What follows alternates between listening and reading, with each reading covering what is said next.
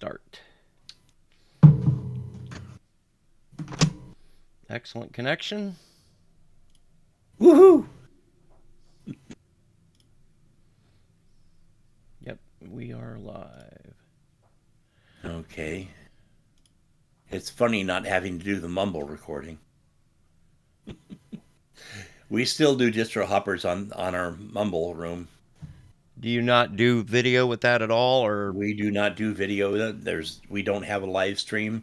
No one's going to watch us anyhow. So we just go ahead and do it on mumble. There's me, Dale, and Tony, and the last few episodes we had Josh Hawk. Yeah, I'll tell you what, I would much rather not do the show notes. Stream the show notes. Yeah. Well, it's up to Norbert. If he needs that, then he's got a 3-monitor setup. I don't see why he needs. He's got 2 that are portrait and then 1 landscape. He showed us that. What was it, last week or the week before? He turned his camera around. What are the odds that Norbert isn't on the same time zone as we are right now? Well, he's not, and that's why he wasn't at the meeting on time yesterday. But he should have adjusted his schedule. Yeah. And since he's not on Discord right now, we can't page him or anything.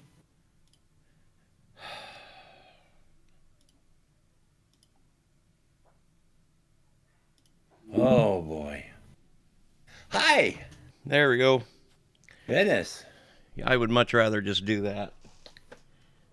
And then I can bring up the notes another way. Let's pause that. For anybody that's joining in, we apologize, but we're waiting on a crew member to show up. Yep. What you drinking there, Bill? Coffee. Kroger brand caramel truffle. So you don't put any milk or anything in it? Negative. Aha. Because that's a hard habit. It's a hard habit to duplicate when you're out on the road and you need to throw something together and take it on your way.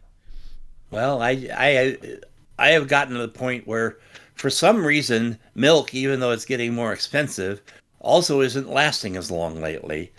I don't know if that's just my refrigerator or what. So I've started using powdered milk. Oh, I've got a bit of a lactose intolerance too, and I buy that Lactaid, but that stuff's like $6 a gallon. Uh-huh.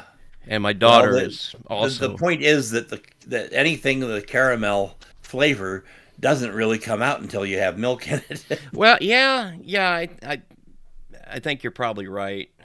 The flavors are really, really kind of subdued and subtle. Anyway, I just want a good cup of coffee. I'm willing to pay for it. But I'm perfectly happy with a good cup of Maxwell House or Folgers too. Well, I'm not. I think those things are trash coffees. They're not bad. The K cups are not bad. Perk or die. Perk or die. I've got one percolator, and it's for a campsite to sit on top of a campfire. Yeah. What do we got here? Sometime or other, I showed you the copy of my brand new 30-cup stainless steel electric percolator that I got just before the holidays. Yeah, I think you did show me that. I've got a 42-cup aluminum one, and I just wanted to get away from aluminum. And I could have gotten a 60-cup or a 50-cup stainless steel, but it was twice as much money as a 30-cup. And there's no reason for that, because the steel itself is the only difference. The barrel of the tube of steel cylinder is the only difference really between the two models. I'm sorry, a little sheet of steel is not twice as expensive. No, I agree with you there. So yeah, I didn't want to spend $100 on a coffee pot either. I got this Keurig, and the only reason I paid for it, well, the only reason I bought it is it was on sale for $49.95. It's one of the original ones. Well, I've had a lot of K-Cup coffee over the years, and it made me believe I don't want to have K-Cup coffee. In terms of name brands, I drink MJB or I get real coffee. I've had a couple of whole bean coffees that I get at Sam's Club that are 100% Colombian. Some of them are mixes of Colombian from different countries, which is weird. That is Arabica from different countries. Sometimes they work, sometimes they don't. My family, a group of people that actually put me up when I crashed my car in Asheville and didn't have any place to live, most of them are in Nicaragua, and they actually sponsor a growers co-op. And I've tried the coffee, and I'm sorry, I mean, it tastes good, but you expect a variety of flavors, different notes and whatnot. This has one really good note, and it's a really deep note. And it's great for mixing into other coffees, but it's not good for drinking on its own. Well, the Colombian is the big seller at all the truck stops. Yeah. Well, it doesn't even have to be from Colombia; it just has to be Arabica. Yeah. The other type of bean, which is I've got it right in my head here. It just about came out my tongue and then died on the way out. The other what? The other type of coffee, the other aromatic species. No, it's Robusto is what they call it. Oh, yeah. Basically, they are two completely different genuses. One is a bush, the other is a tree. They are not related in any way. The one originates in Java, which is why we call some types of coffee Java, and the other originates in Brazil and northern South America. And they are now growing both types on all over the place. You can get Arabica from Ethiopia. You can get Robusta from Colombia if you really work hard. But the Robusta is more acidic and has more caffeine. And my tummy and acid are not good friends, so. Which is another reason I put milk in my coffee, because it does neutralize some of the acid that is in the coffee.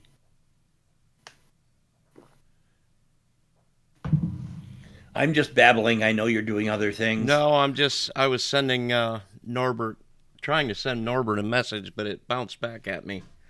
Ooh. Said he's not accepting messages from anybody. That's never a good sign. Well, I would talk about there he is. Oh gosh. I managed to forget about the time the clock change and. Well, we're already live. We haven't started the show, but we are live. Okay. I talked Bill into not streaming the script, so you might want to use a monitor for that.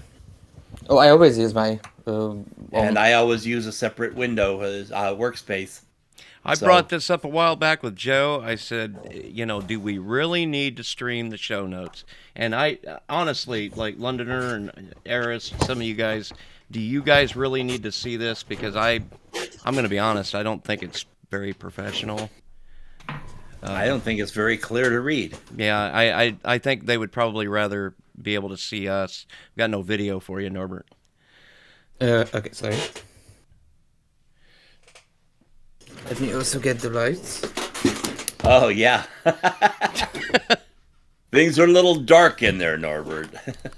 You've turned to the dark side, have you? Well, no.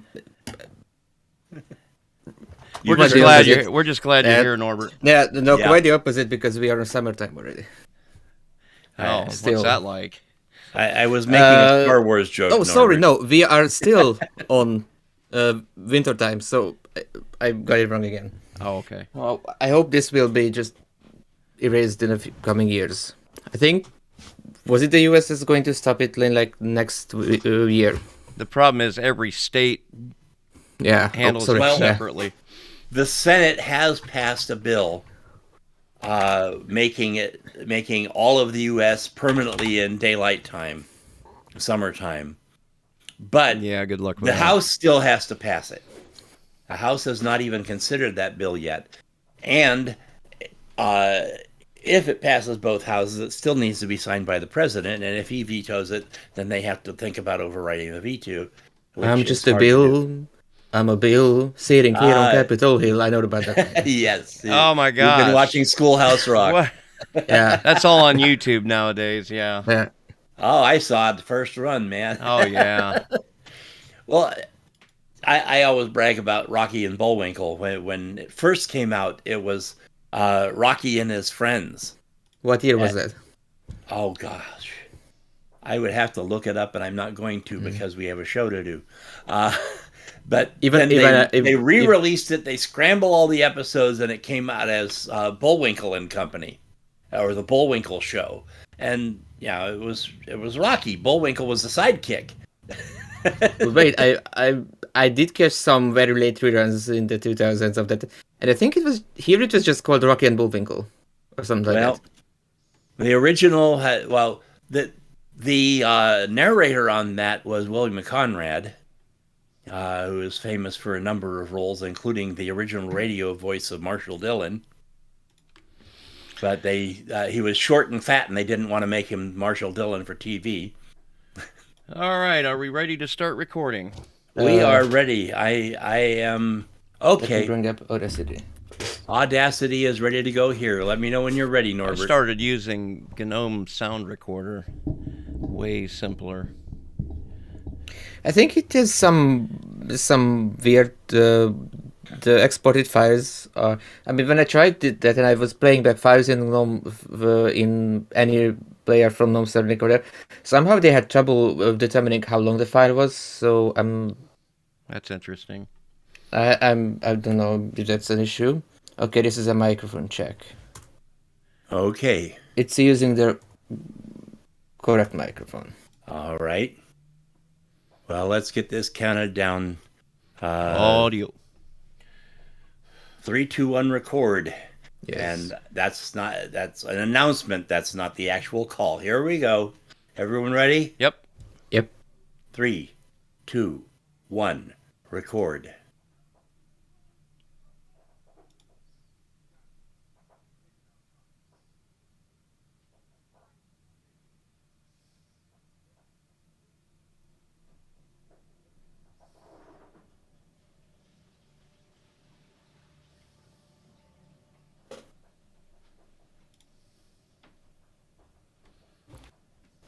Okay, sounds like my local traffic was cooperating this time.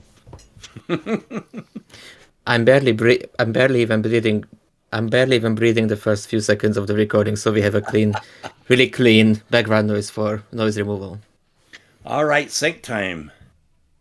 3, 2, 1, 0. 0. Not too bad. Okay. All right.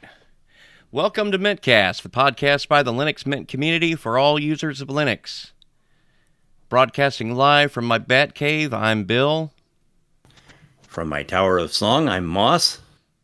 And from my bastion of research papers, I'm Norbert. Josh T and Josh H could not be with us today. This is episode 383. This is episode 383.5. Recorded on Sunday, the 20th of March, 2022.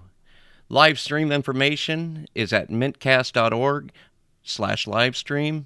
If you see something you'd like to hear about, tell us. Send us an email at mintcast@mintcast.org. Join us live on YouTube. Post at the mintcast subreddit. Chat with us on Telegram, Discord, Facebook, or post directly at mintcast.org. First up in the news, a new Firefox release. Ubuntu is out-Fedoring Fedora. Linux 5.18 brings new optimizations. The budgie has landed. Debian 11 has a projected birthday. And LMDE 5 is released today. And Asahi has its first alpha. In security and privacy, Ubuntu's dirty pipe gets patched. A new Specter has arisen. And kernel 5.17 has been delayed to fight the ghost. Then in our wanderings, I get jitsy with it. Moss goes down the pie hole, and Norbert hops onto the Fedora bandwagon. In our innards sections, we discuss tips and tricks around Grub, as well as a couple of alternatives. And finally, the feedback and a couple of suggestions. In the news, Firefox 98 set for release with dialog element. Still working on Wayland support. And this is from Phoronix. Mozilla Firefox 98.0 binaries have hit the web today ahead of the formal release announcement tomorrow. There are various improvements in this latest monthly update to the Firefox web browser, while its Wayland support for the Linux desktop remains ongoing. Firefox 98 has improvements to its download, handling workflow, and improved interactions with downloaded files. Firefox 98 also promotes its compatibility sidebar panel with the DevTools Inspector to now bring officially available the dialog HTML element that will be available on the release channel and other improvements. The HTML dialog element is for representing a dialog box or other interactive component. So more good stuff. I'm using Firefox no matter what. Yeah. There have been a few times that no matter what was uncomfortable. I'm using it on here. I'm reading from it right now. Same. Before I switched to Firefox, I think I had some unfortunate first impressions of it, of maybe it not being as performant as Chromium, or not being as smooth, and the interface being kind of dated. And I know that the interface change was kind of controversial, but I do prefer the new look. And it looks way smoother, the animations and everything. And it's really not as bad. Like sometimes I still have trouble where Google services wouldn't behave correctly, but that's very far and in between. So I think I won't be changing back to Chromium anytime soon. I try to use. It's a relatively new switch for me, and I think maybe in the last year I've went full on with Firefox as much as absolutely possible. And in fact, I even used the Fennec build from F-Droid on my phone, which you can't tell the difference, really. Yeah, I tried that a little bit. I wasn't that comfortable. On the desktop, there's... sorry, finish it. I have been using Firefox since it was Netscape. Pro tip, you can still get that experience with a browser called... Well, no, there's a project out there called SeaMonkey that is... Yeah, I do have SeaMonkey on one of my systems. That'll give you back some of that old magic from the Netscape days. I don't know. Sorry. It's not for me, though. There's a Firefox fork called LibreWolf, and which is supposed to be better at respecting your privacy and blocking ads and like scrambling the browser profiles website. I don't know which browser and OS you are using, so it's better for privacy. And sometimes a question pops up: which one is better to use, Firefox or LibreWolf? And sometimes I've seen the answer that basically says Firefox with the LibreWolf config. And I think someone sent a link when I asked about that in one of the Telegram groups. I haven't tried it, but that's also an interesting option if someone wants to go the extra mile to have that better privacy and all the settings. And I'm not sure if... I know that LibreWolf comes with uBlock Origin by default. So some people say that you can just turn Firefox into what LibreWolf is, and that might be the best one because you're closer to upstream. Well, I like Pale Moon too because that uses the older Firefox interface, which was a lot more comfortable. But all of the forks are using older versions of Firefox, and so, for instance, Pale Moon, you can't use Bitwarden. You can't sideload things like Bitwarden. Yeah, browsers are kind of important to keep up to date, I think. Yeah. For me also, I want Firefox, I want Mozilla to know that I'm using Firefox on Linux. You know, I want them to know that here I am out here. We are a group of people that need to be accounted for, and keep your browser up to date. Keep your resources focused on supporting Linux and forwarding that ecosystem. You know, keep that browser up to date. So that was one thing I kind of struggled with when I installed Fennec. Is like, well, does these forks, you know, does Firefox know that somebody is running that, or I don't know how any of that works. But I know that LibreWolf is tracking the latest Firefox. I just pulled up the about pages for both, and both Firefox and LibreWolf are on version 98.0 for me. So at least it's up to date to the most recent Firefox. Okay. Ubuntu 22.04 LTS to carry GNOME triple buffering support. This is also from Phoronix. That says Moss right next to it. Does it? I thought it did. No, it don't. It's right there on my screen. I got mine in reading mode, but go ahead. Go ahead. Go ahead, my brother. Try refreshing the page. Oh, you must have just did that. Yeah, I put it on reading mode to avoid seeing your inline edits, Moss. Once an editor, always an editor. Okay, Ubuntu 22.04 LTS will be carrying the patches so the GNOME desktop makes use of the on-demand triple buffering support when necessary in order to boost the GPU rendering performance in order to allow for a smoother desktop experience. Talk about long run-on sentences. The GNOME triple buffering code has gone through several revisions and much review over the past 2 years and does appear close to being mainlined. The patches have successfully doubled the performance for Intel graphics and Raspberry Pi while also improving the situation for other graphics hardware too. What I tried to convey by Ubuntu out Fedoring Fedora is, I think someone said this in a Telegram group, is that I think this was supposed to be included in GNOME 42, but it was left out and it was pushed back to GNOME 43. Because Fedora 36 will have GNOME 42 and they tend to stick to upstream closely, it probably won't have it because the beta won't have it either, I think. But Ubuntu just went ahead and includes it as a patch in the 2204 LTS, which is impressive. Well, it will have no effect on me because I don't use GNOME with GNOME. That's not quite true. I am currently reviewing Zorin, and that is using GNOME. I was rather happy with what they've done with it, but it's still not home. Okay. You all done? Okay. I'm all done. Linux 5.18 to bring new Intel drivers optimization for AMD EPYC. Again, from Phoronix. Linux 5.17 will hopefully be released today. With the next kernel, there are many exciting features in tow. But for as great as Linux 5.17 is, there are many exciting features in Linux 5.18. Linux 5.18 is very heavy as usual with new hardware support and feature additions from both Intel and AMD, ongoing RISC-V work, switching to the C11 standard from C89, and more.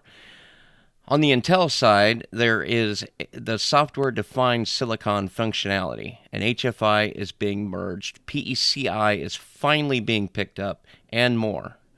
On the AMD side, is continued work for new hardware enablement, and also there is a scheduler optimization for the kernel that can benefit significantly for select workloads on AMD EPYC servers. Many specifics are linked on the website, so go ahead and follow that. I've heard about software-defined silicon, but I didn't quite remember what it was, so I did a quick search. And it says software-defined silicon enables unlocking processor features on a pay-as-you-go basis to minimize upfront costs and enable organizations to add new features without a hardware upgrade. So it's yet another. You don't own what you. It's pay to play. Own. Yeah, it's pay to play.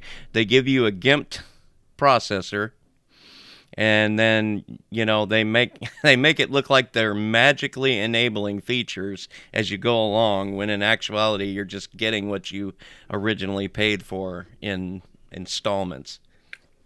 I've read about a car manufacturer turning their seat heating into a subscription-based thing. So that doesn't make any sense. No, but yeah, I mean it doesn't surprise me at all. Which is why we need more open hardware and open software. We need some serious money poured into these open instruction set hardware. Which is also a current topic about the developers of these open source libraries and such don't getting enough pay for what they do. Yeah. And because the large companies who are using those won't pay, because they would rather, I would imagine they would rather switch to something else than donate to the developers, which is kind of sad. Right on. So moving on, it's all you, Norbert. Okay. Budgie 10.6 is here as its final. Budgie 10.6 is here. Budgie 10.6 is here as its first release under the new organization. This is from its boss. Back in January, ex-co-leader of Solus, Joshua Strobel, made the headlines after leaving Solus to work on Serpent OS. However, he still wanted to work on the Budgie desktop environment, so he forked the project in a new repository and formed the Buddies of Budgie organization. 3 months later, the first release since the organization's change has arrived, which we will be looking at here. Here is a general roundup of what's new.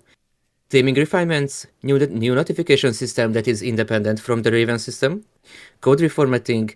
Other changes include use of tabs instead of spaces, general reformatting of some code, reintroduce support for GNOME 40 to enable Ubuntu LTS support, renaming GNOME Control Center to Budgie Control Center, fixes to expanding Raven thumbnailing, fixes to enabling Raven thumbnail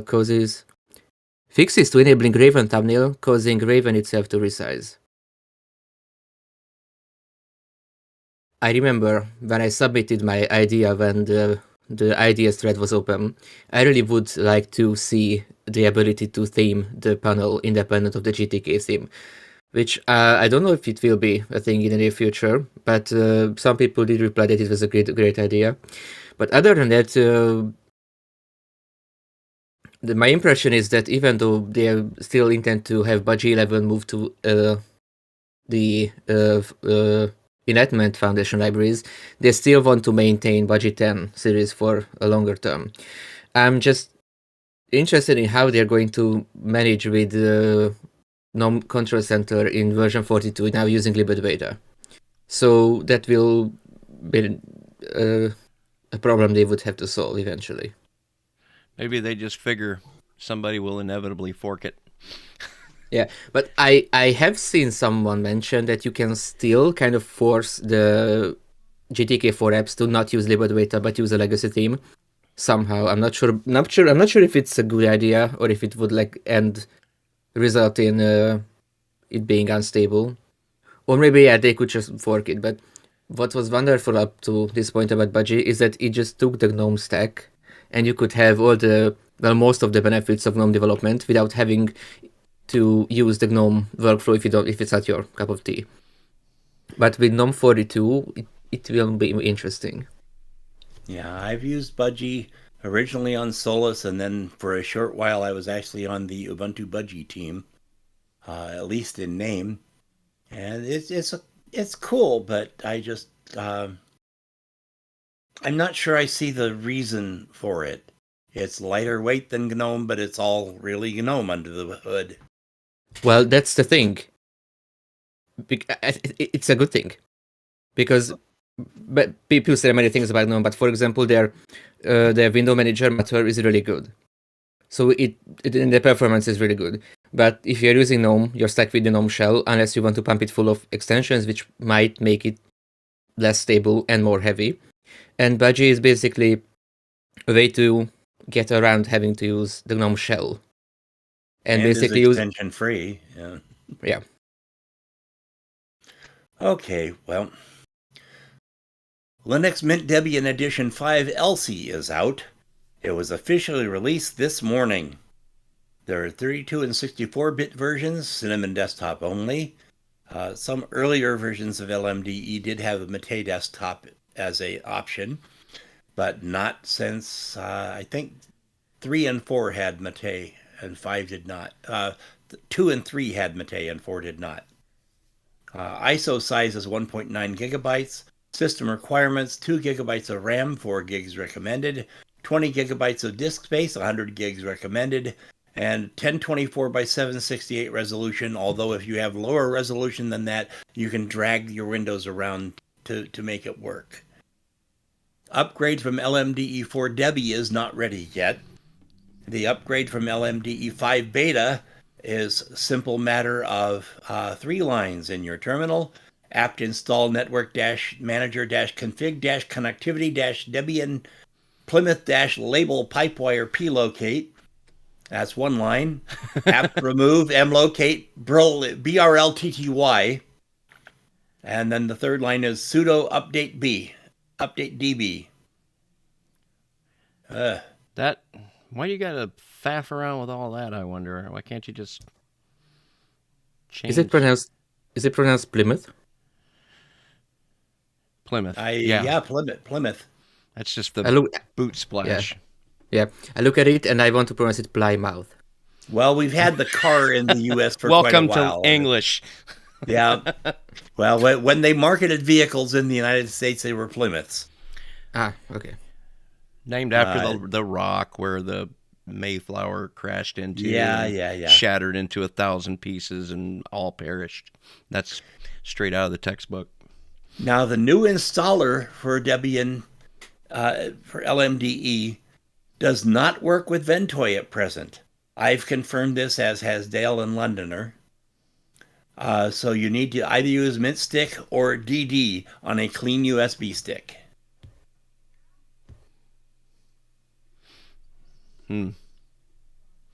I got it. So if you want to use Linux Mint and you don't like Ubuntu, there's your option. I embarrassingly have never tried it, and I've meant to, but it just hasn't happened yet. I am interested in this. Mint has done this nearly since day one with this Debian edition, and which is interesting to me because it kind of appears to be sort of a hedge, just to, in case Ubuntu ever completely goes off the rails, we've got a plan B. We got a hot swap in place.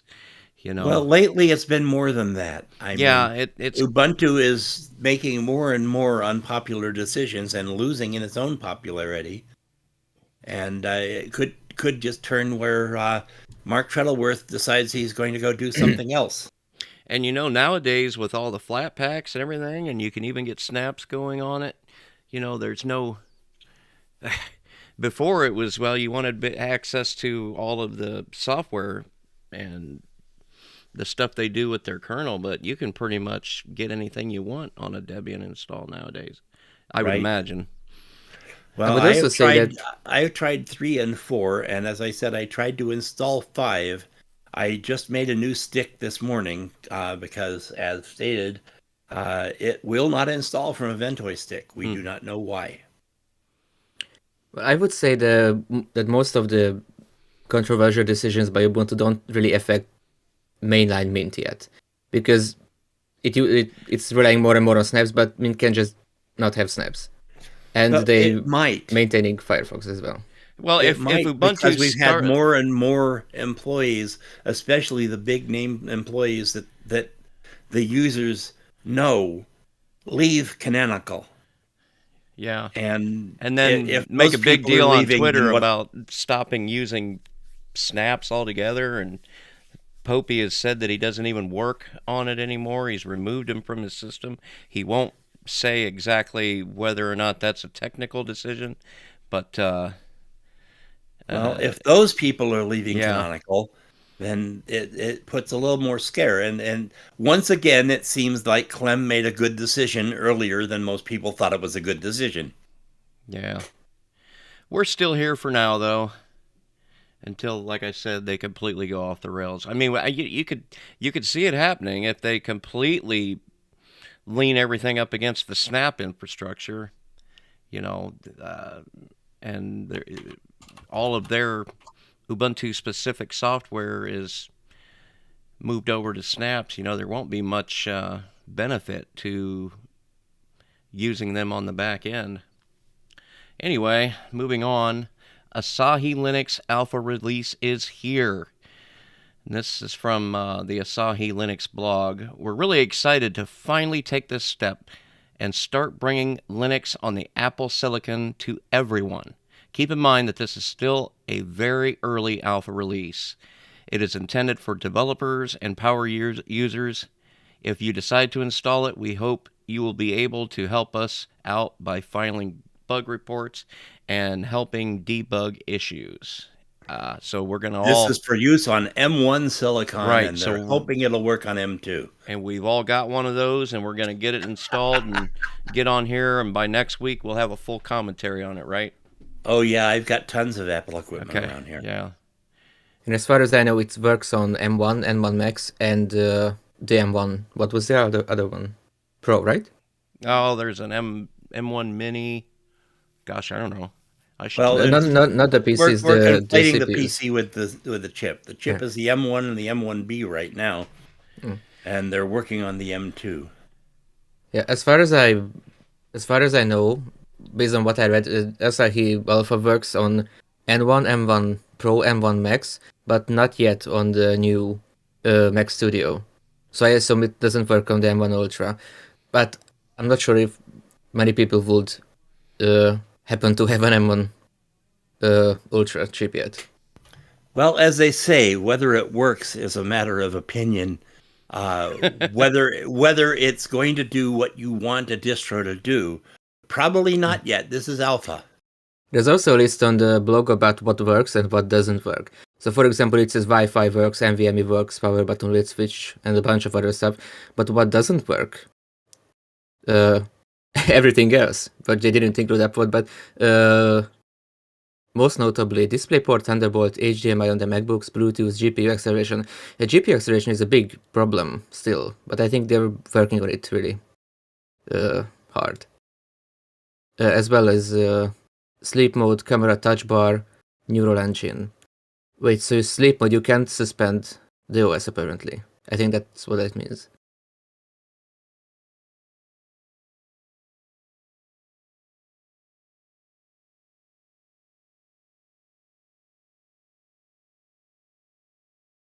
Okay. Debian 12.0 Bookworm looks like it will release around mid-2023. This is from Phoronix. Debian 12 Bookworm is up for a likely release in 2023. The Debian release team has proposed their transition and toolchain freeze to happen around 12th of January 2023, the Debian 12 soft freeze for around the 12th of February, and the full hard freeze to happen around the 12th of March.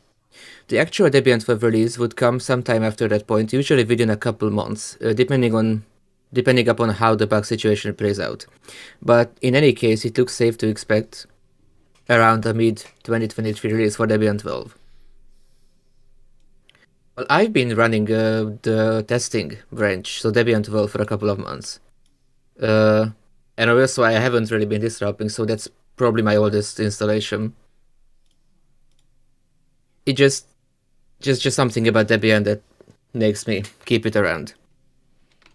And it's interesting because I don't know what the Debian release cycle looks like in detail, but I do know that each release will end up on an LTS kernel, or at least they try to end up on an LTS kernel.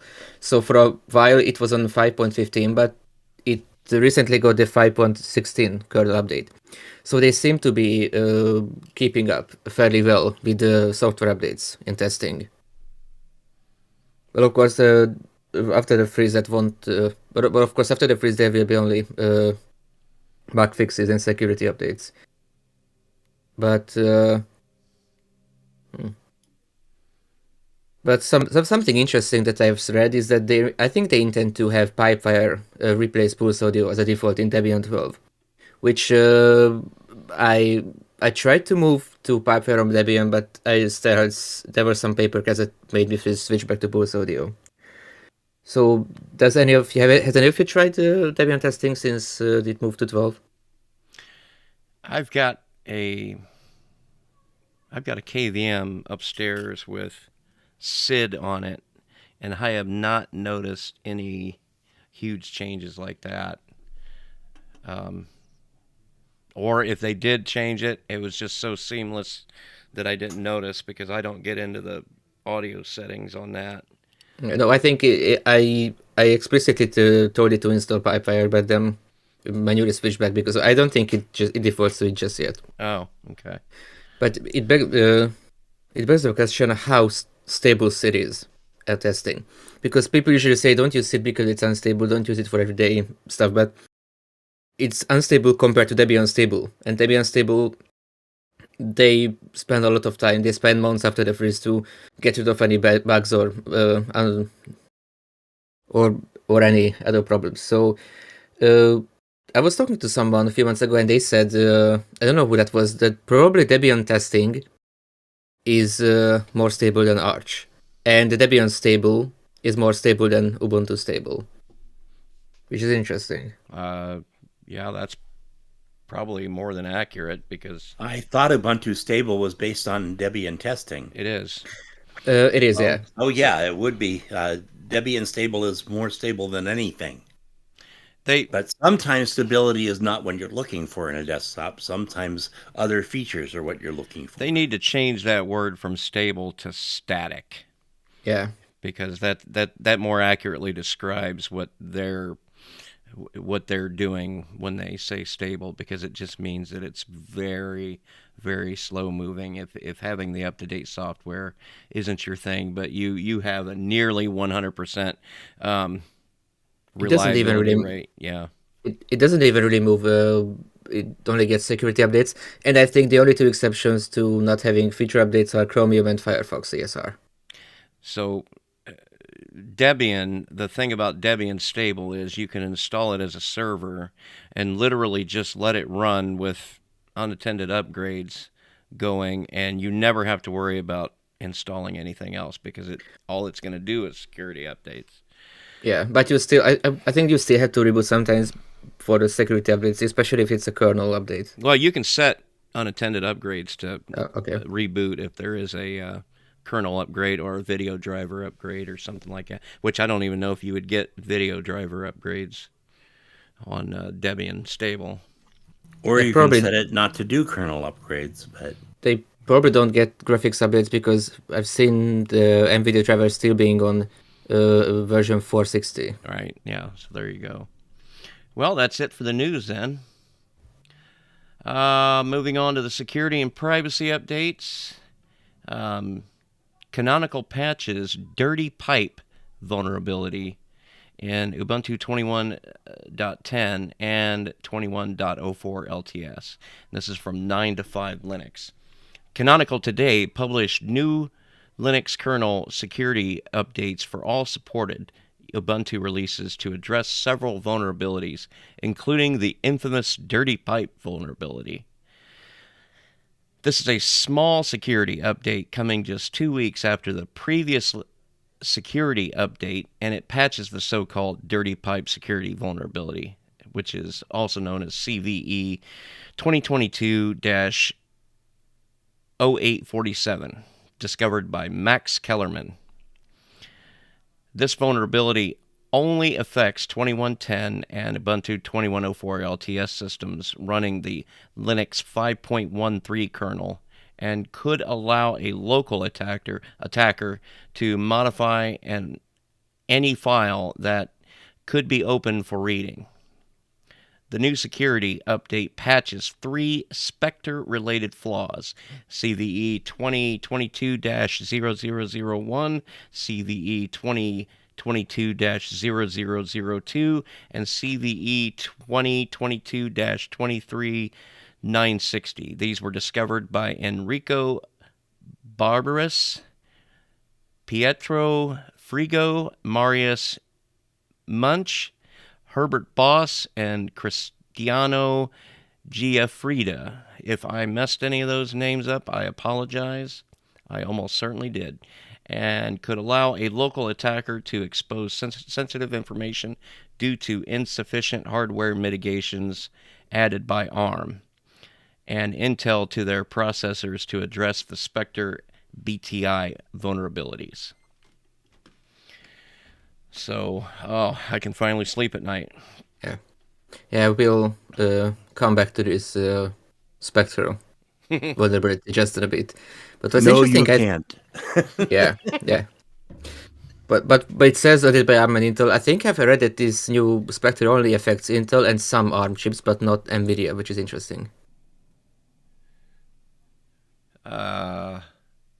Probably because is NVIDIA even up to date with the 5.13 kernel? So did I say NVIDIA? CPUs. I meant AMD. Oh, AMD. Okay. Yeah. This is CPU vulnerability. Yeah. Well, the next article is a branch history injection, a new Spectre vulnerability affecting Intel and ARM CPUs. The VU-Sec security researchers are today, in cooperation with Intel, disclosing another new speculative execution vulnerability. BHI is the name, and it's an offshoot from Spectre v2. BHI is short for branch history injection, and when first discovered was coined as Spectre-BHB by the researchers. A proof-of-concept exploit exists for leaking arbitrary kernel memory on modern Intel CPUs with BHI. ARM CPUs are also affected, while AMD CPUs are not believed to be affected. Besides needing software mitigations for affected Intel and ARM CPUs, the security researchers recommend disabling unprivileged eBPF support as an additional precaution. I'm sorry, my teeth are slipping. That's why we love you, Moss. Oh, yeah? I'm sure you could think of other ways for loving me than that my teeth are slipping. Oh, gosh. And it looks like we got more. So, Norbert, you could take that one. Sure. Linux kernel 5.17 delayed by a week to tackle Spectre v2 exploit. It's all about Spectre v2 today. This is from its FOSS. While the fixes to Spectre attacks made their way through Linux kernel 5.17, the automation testing in place needs time. With the announcement of Linux kernel 5.17 release candidate 8, Linus Torvalds mentions... Oh, I messed up the pronunciation. Linus Torvalds mentions that the patches were mostly fine, with some more fixes added. Yeah. I failed. However, it is best to go through all the automated tests to make sure everything's fine with the release. In addition to the Spectre fixes, they also got time for some patches on the regression list, which were also addressed. Most of the American podcasters and all of the English podcasters say Linus. And I know they're wrong, but they do it. Right, and a couple of the most prolific Linux podcasters call it libadwadia, so I'm not going to worry about anything we mispronounce. That's just Chris. Okay, so I wasn't going to name anybody. I wasn't going to name names, but... I didn't use the last name. You can I instantly knew who that is. So, is it libadwaida or adway? That's the beauty of Linux. Nobody can, it is improper to come out and take a stand on these things.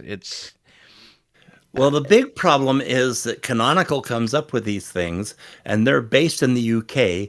And if you listen to the UK people, for instance, that one version that was, according to them, focal fossa. And I refer you to the time-honored Demon Damon debate. We will not have that debate today. Yes, but those words have been around for a long time. But Adwaita has also been around for a long time. I've heard either Adwaita or Adwaita. I think that's the beauty of Linux is that obviously the reason we have all of this sort of, vague ways of just saying these words is we obviously have to come up with words that we're not going to get sued for using, and so like the new version of Unity is called Lomiri. For crying out loud. Yeah.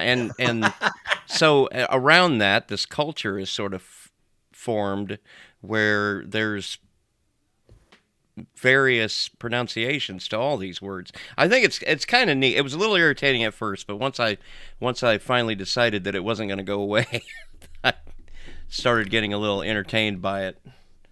Yes, but with some of them, if you dig deep enough, you will find the sort of official pronunciation how they want you to pronounce it. For example, a QT is cute, and it's Sousa. Not Suze, not Susie, it's Sousa. Yet. But what's interesting is that Linus Torvalds doesn't really care about how you pronounce his name. I've seen a clip of an interview true. where he said, well, if he speaks Swedish, it's Linus. If he speaks Finnish, it's Linus. But if he speaks American, but when he speaks English, it's Linus. American. But I'm sorry. But what he really cares about is how Linux is pronounced. Yeah, and so we're spending so much time talking about security. You mean it's not GNU/Linux? Yeah. Oh Lord. All right. So moving on. We thought this would be short, and I knew better. Yeah. So moving on to the bi-weekly wanderings.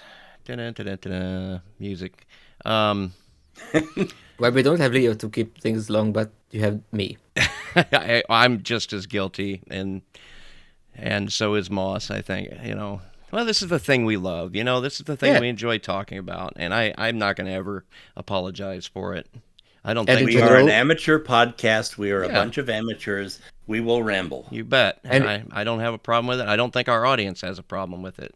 So let's ramble back to our wanderings. Gotcha. Oh gosh, work, and more work. Since last mintCast meeting 2 weeks ago, I've been out to Cape Cod and back twice, out to Pittsburgh and back 4 times, and didn't get very much sleep along the way. So I'm been kind of in a daze over the weekend since I've been back home.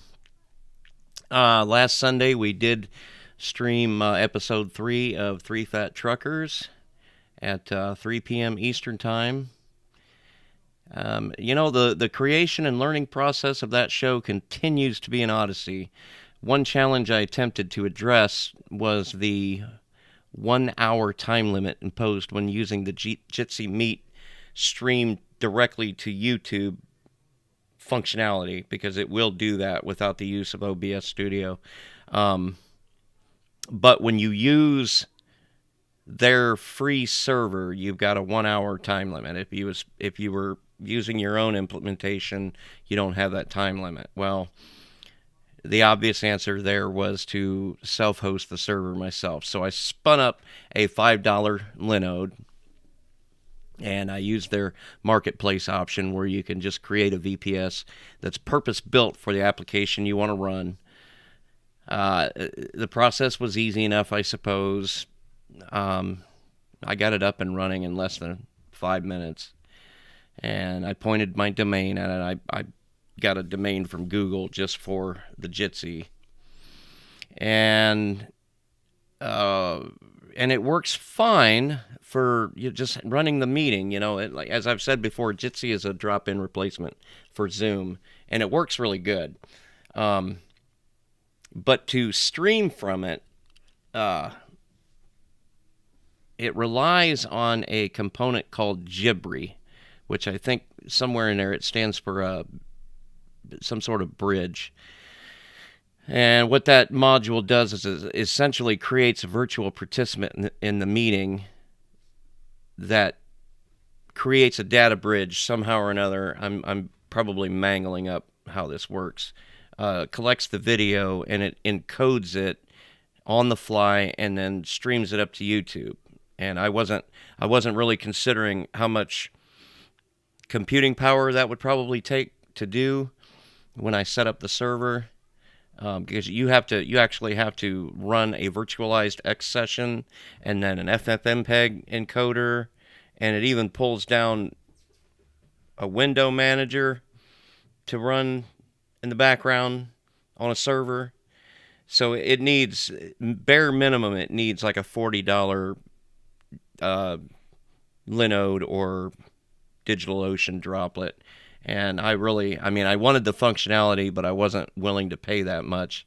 And then, and it also needs a Chrome driver. So it has to install Google Chrome and pull the Chrome driver from it, which that I didn't know when I went into this whole thing. And that kind of flies in the face of me wanting to use open source software. So it's kind of led me to try other options. Now, the reason I didn't just use OBS Studio like we're doing right here.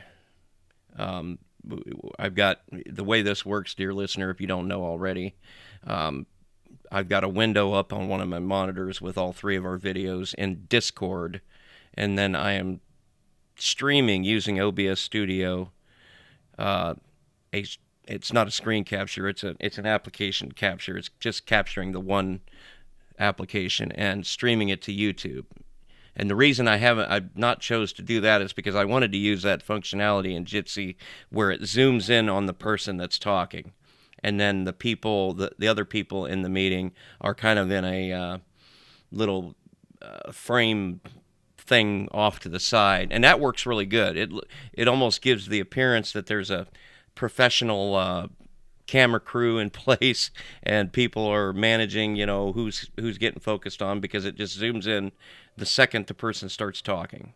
It's a little more complicated than that, but it seems to work pretty good. I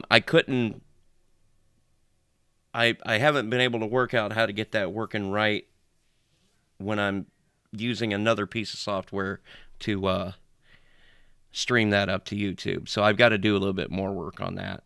And I may decide to just install it on my bare metal server behind me and use that. But, I'm still dead in the middle of all of that. My time is so little these days. But the Linode thing's not going to really work out because I really don't want to spend $40 a month for a VPS to run Jitsi every 2 weeks for an hour or two. So I'm going to try other things. So yesterday during our meeting, on the same weeks that we record the show, the actual show, we have a meeting at 3 o'clock on Saturdays where we don't stream, and we talk about, we're supposed to talk about what we're going to do on the show, but it ends up being a free-for-all usually. We took we ended up getting Moss set up with Pi-hole on his home network. I think it went pretty good. I gotta say I was a little concerned. It worked. That's what matters. Yeah, and it worked first time. There was no problems anywhere along the line that we had to work out. I think you might have been a little concerned with your ability to follow along, but I think you knew exactly what we were telling you the first time, and there was nothing that had to be done over. So that was, in fact, that went better than the first time I tried to install it myself. So. Yeah, well, I know how my brain works, and every time a group of instructions gets longer, I never know when it's going to shut off. Yeah. No, I get it. For anyone who is interested in a network-wide ad and tracker blocking on their home network, Pi-hole is a fantastic option. There is other options out there, but Pi-hole is by far, in my opinion, the best. It's open source. It's very little. It requires very little from the user except just owning a Raspberry Pi. But you could, in theory, install it on anything. Arch, in fact, has a package you can get to install it and run it as a background service on your machine, and you just tell your machine to use the loopback device as the DNS, and then you got Pi-hole just running right there in the background on your laptop or desktop, and it seems to work pretty good. I used to use it. Anyway, we will be recording a new episodes of Three Fat Truckers next Sunday at 3 p.m. Eastern Time, so if anybody would like to check that out, we appreciate any and all audiences, though keep in mind, it is not necessarily family-friendly. The language can get a little rough sometimes, though we are, well, I say we, I'm considering cleaning it up a little bit because I go back and I watch some of these episodes, and I thought maybe one of those other guys would be the biggest culprits, but turns out it's me. So, I don't know, maybe I should probably clean it up a little bit, and maybe I'll get a wider audience range, I don't know.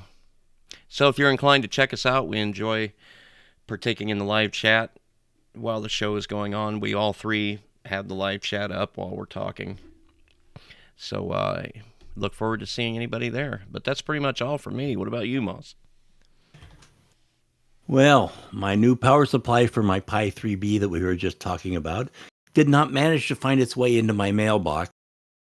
I called and reported it to whoever I needed to report things to. It showed up 4 days later, having spent time in a neighbor's mailbox. So they delivered it to the right address, just the wrong box. So yesterday, Bill and Joe helped me get the Pi-hole set up. It wasn't as easy as Bill said, but we didn't get it wrong. It has been interesting to see what it does and does not block. In fact, I'm still wondering what it blocks, because most of the things I was looking forward to seeing go away haven't. But I'll have to study that. What is it supposed to be? But there's also the tracking being blocked, so that's a good thing. What is it you were hoping would go away? Well, on some of my apps on my phone, where there's a little line of ad at the bottom, I thought that would go away. YouTube pop-up ads in the middle of a show, I thought that would go away, since ad block takes them away when I'm on my desktop or laptop. You might have some caching going on there on that device. Maybe clear out the caches for those applications and then restart the phone. I'll check on that. Yeah. Okay, last weekend, my wife and I took a trip to central South Carolina to go play music with old friends. The weather looked nasty for Saturday's trip, so we left Friday and crashed at a motel, which was the other side of the mountains, which made travel in bad weather difficult. We had a great time, had a long drive home Sunday. Our cats were unharmed. Have to make sure of that one. On Monday, we had to return our rental car. We've had our car in the shop for a while. We had a 30-day limit covered by the car insurance, and the car is not done yet. They found, well, it was really bad because they found that there was another accident that had been covered up prior to selling us the car. And we have to pay to get that fixed, which is also not fun. It's going to wind up costing us around $3,100 for the repair, but about $1,300 of that is covered by insurance. So, let's see. Those of us who are using Kodi plugins may find issues arising in the plugins from time to time. It's as if they're not being updated, and that's probably true. Adam Lackman, who ran tvaddons.co, lost his lawsuit in Canada, brought by the major internet providers, to the tune of $19.5 million and an admission of piracy. Somebody hit their mic. Was that me? Yeah, me. I'm sorry. My finger just barely brushed it. Okay, I was leaning into my mic, so I didn't know if I hit it with my headphones. Sorry. A similar case in the U.S. was outright dismissed. It's like, he provides a place to post plugins. the plugins provide access to streams, and he is not actually hosting the content. He's just hosting the access to things that also provide access to the content. See, lawsuits like these are oftentimes, I think, just done to try to create some precedent where they can go after these people. I don't know.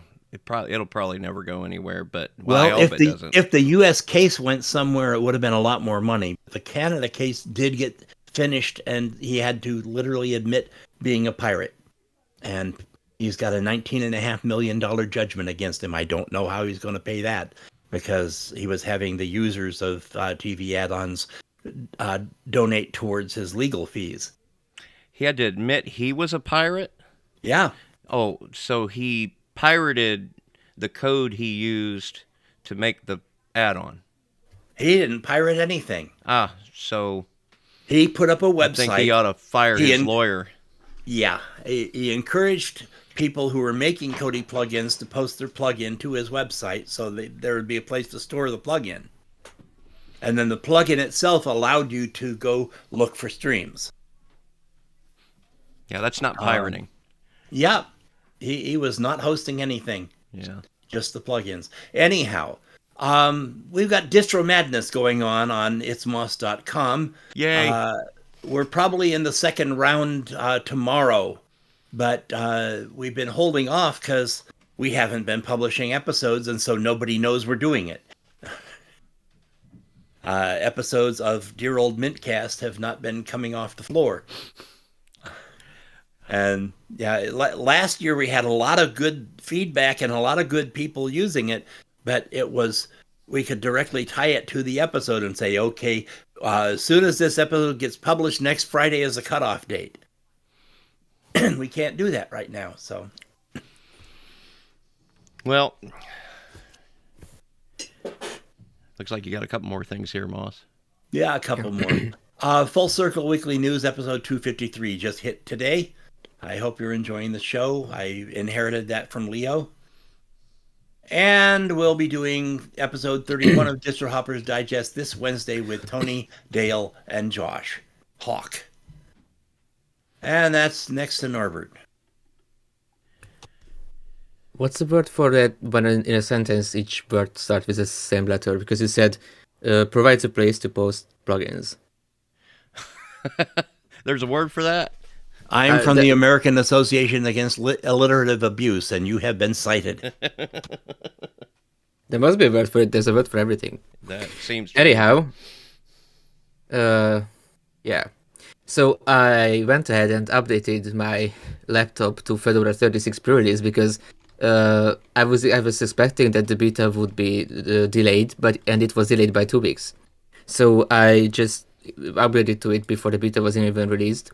So I'm running Fedora 36 with GNOME 42, and so far there hasn't been any noticeable issues.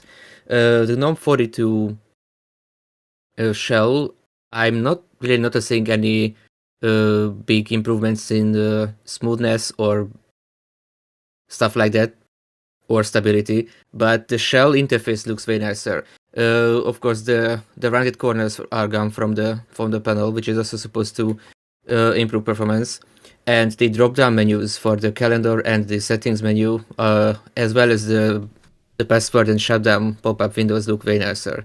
So they integrate better now with the new libadwaita theme, and I think that was one of the things that looked dated to me. If you go to the settings, drop-down in the top right, and the calendar in the middle, they now don't have those triangles, so it's not like text, not like speech bubbles, but just rounded menus.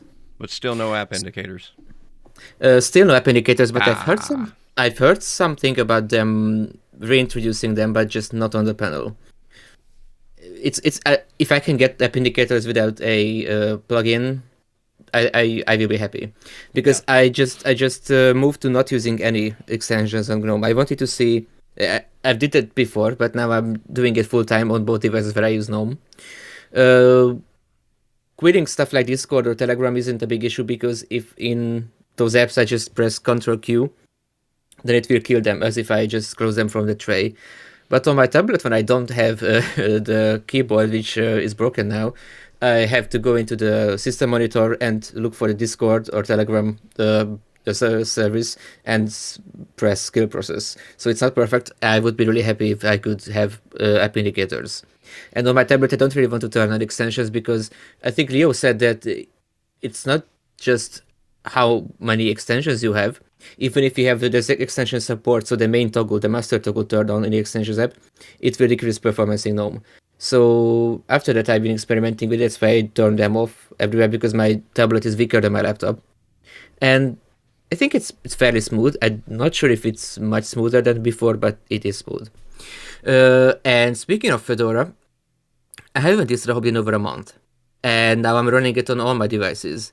So I went all in on Fedora. I must say it's probably the best distro I've used. It's probably the best distro I've used for someone who is coming from Arch, because Arch just happened to be the one that I was most familiar with. But Fedora's package management is kind of different than Arch. People say I like how fast Arch's package manager is, but I think Fedora is doing a lot more stuff in the background when you upgrade, which in a way I kind of gotten used to it being taking longer, but it's also reassuring in a way. Because if it's doing more things in the background, I think it must be also taking care of things not breaking. And the fact that it's not a rolling release, so you still have to do major upgrades from between versions, is also like a safety net for stability. So I don't really see myself, I think I've said this before, but I don't really see myself distro hopping anytime soon, which is a big achievement considering how in the past year I've been distro hopping every few months, sometimes every few weeks. But I've always kept falling back to Arch, but now Fedora seems to be taking that spot for me. So I'm really satisfied with it. Well, other than Linux stuff, I've been looking at a lot of papers again for my university studies. My thesis topic did end up being related to genetics and genomics, but not the what was it? But not the genomes of ancient humans that I mentioned months ago, but the phylogenetic relationships of fungi, so the tree of life of fungi, how they are related. Specifically dating the tree, which is an interesting concept because every time evolution is doing its own thing, it's always random. But when you see these diverging branches in the tree of life, it's always a two-way fork. It's always splits in two, not more than two at once. Because let's say, for example, there's the example I usually bring up. Let's say there's a community of snails, a species of snails, somewhere in the forest or field. And let's say that somehow a mountain or a lake appears and divides those snails into two groups. I mean, considering how slow snails are, it might as well just happen. There's a flood, and the snails end up dividing in two. So now there's not really any interaction between those two groups of snails, and they slowly start evolving differently. So after enough hundreds of thousands of millions of years, they won't be able to, even if they met, they won't be able to reproduce. So they're not compatible. They're two different species. So that's one of these forks in the tree.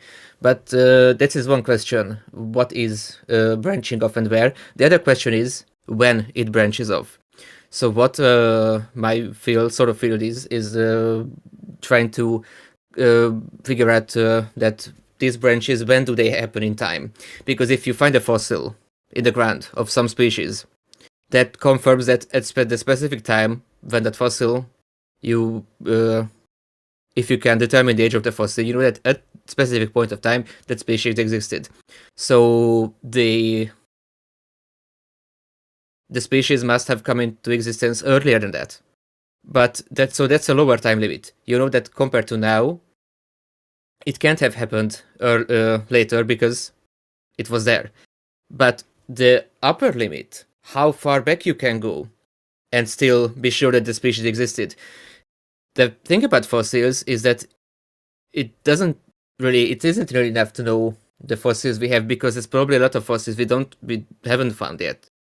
So it's basically that scientists are trying to calculate where these branches happened to narrow down the time window where it could have happened by looking at the genes and the genomes and trying to figure out how fast the evolution is happening, because it can sometimes slow down or speed up between varying species. So it's really hard, and they have quite a few models and algorithms that do this, even very computationally extensive algorithms, which weren't really viable 20 or 30 years ago, but are viable now. So this is an interesting field, and it's kind of a deep rabbit hole, I have to say.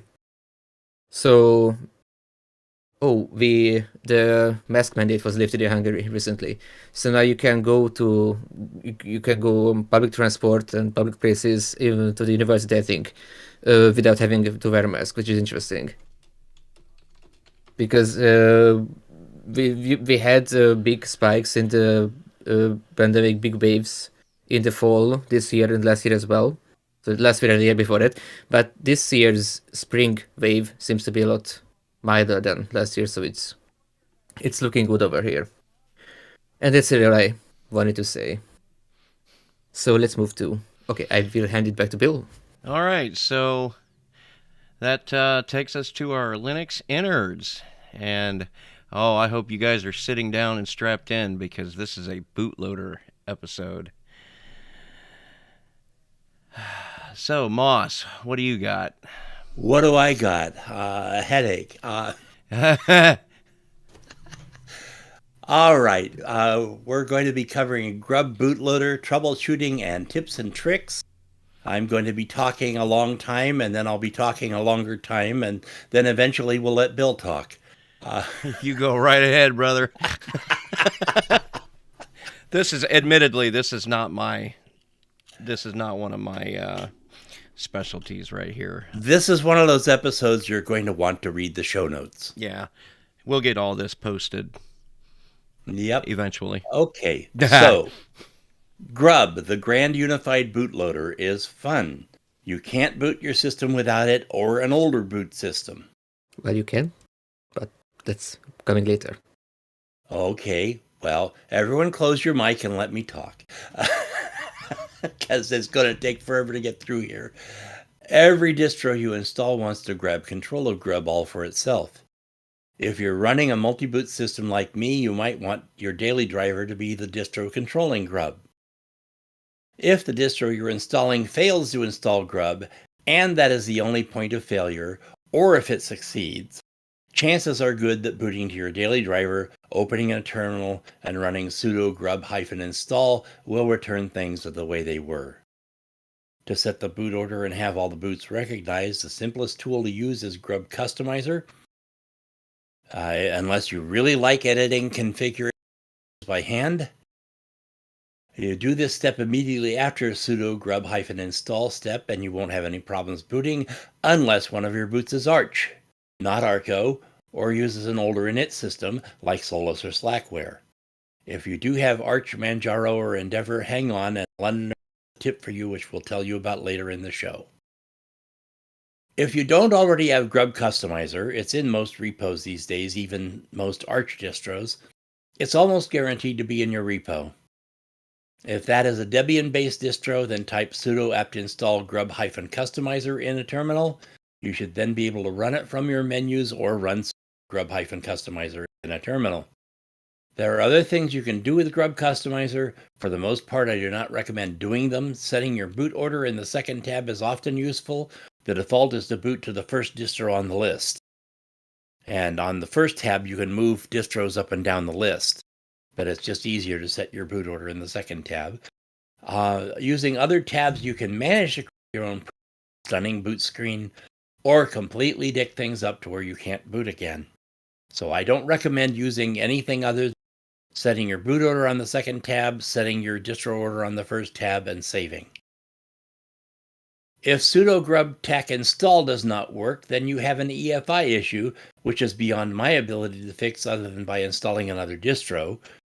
Grub will not install to a 32-bit partition, which is caused by the EFI partition being created for Windows, or it may be that your new distro uses a bootloader which is not compatible with Grub.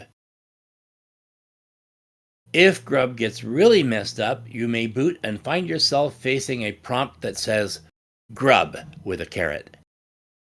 The easiest way to fix this is to install another distro and go through the Grub dance as already described. Yeah. Doing this takes as long as it takes to install, which depends on how involved you get in your installations. However, the best and fastest way is to look up one of the good sites, such as the one found at linux.com. There's a link in the show notes, and it will be described later on because Joe spelled it all out for us, even though he's not here. This involves a leap of faith that you can follow directions well and do not have major issues with typos. You've been dropped into a specific type of terminal with a specific set of commands. It's easy to do, but you may have no idea what you're doing until you get it done. You'll need to learn a new way of describing your drives, for instance. When you do get booted into your installation, remember to open a terminal and set Grub with the grub-tac install command, or you'll have to repeat the process. It's also a good idea to run Grub Customizer before rebooting. Be aware that there is a difference between a grub and a grub rescue prompt. There may be different commands involved, although they should be similar. In practice, very few people go through this process often enough to know what to do without looking it up, so you shouldn't feel stupid for having to do so.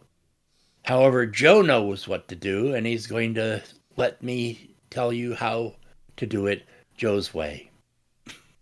I think I'm going to come up with a huge, complicated idea like this and then not be on the show. So, Joe says, let's go over the standard file for Grub and then some Grub terminal. And the standard file is grub_timeout equals 5, grub_distributor equals quote $paren sed single quote s comma space release space dot asterisk $comma g single quote space /etc/system-tac release close paren close quote. Grub_default equals saved. Like I say, these are in the show notes. You can look at them. They'll make a lot more sense looking at them. Grub_disabled_ submenu equals true. Grub_terminal_output equals quote console close quote. Grub_command line _Linux equals quote rd.lvm.lv equals Fedora_Fedora25VM/root.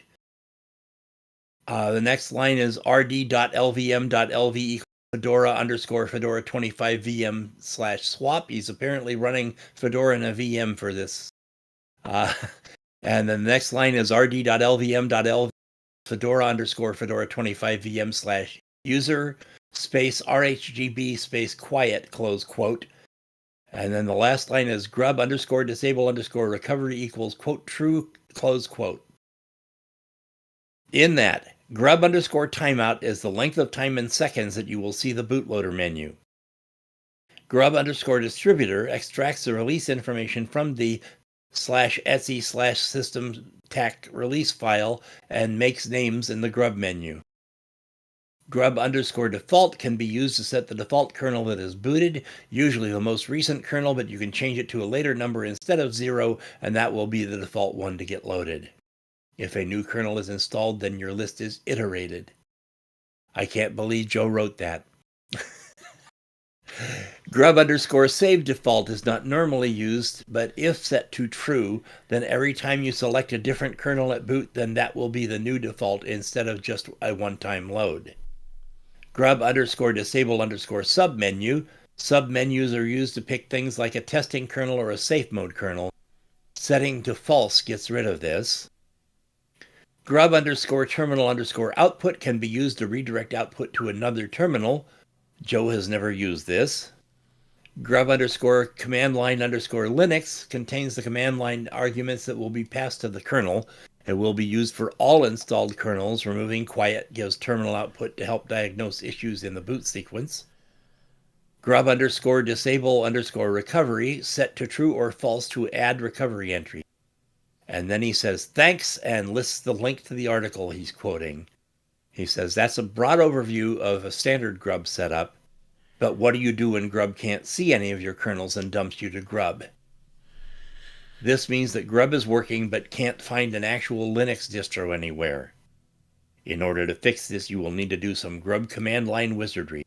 You will need to start with ls, which should give you a list of drives similar to memdisk close paren hd0 close paren hd0 ms-DOS3 close paren hd0 ms-DOS2 close paren hd0 ms-DOS1 close paren.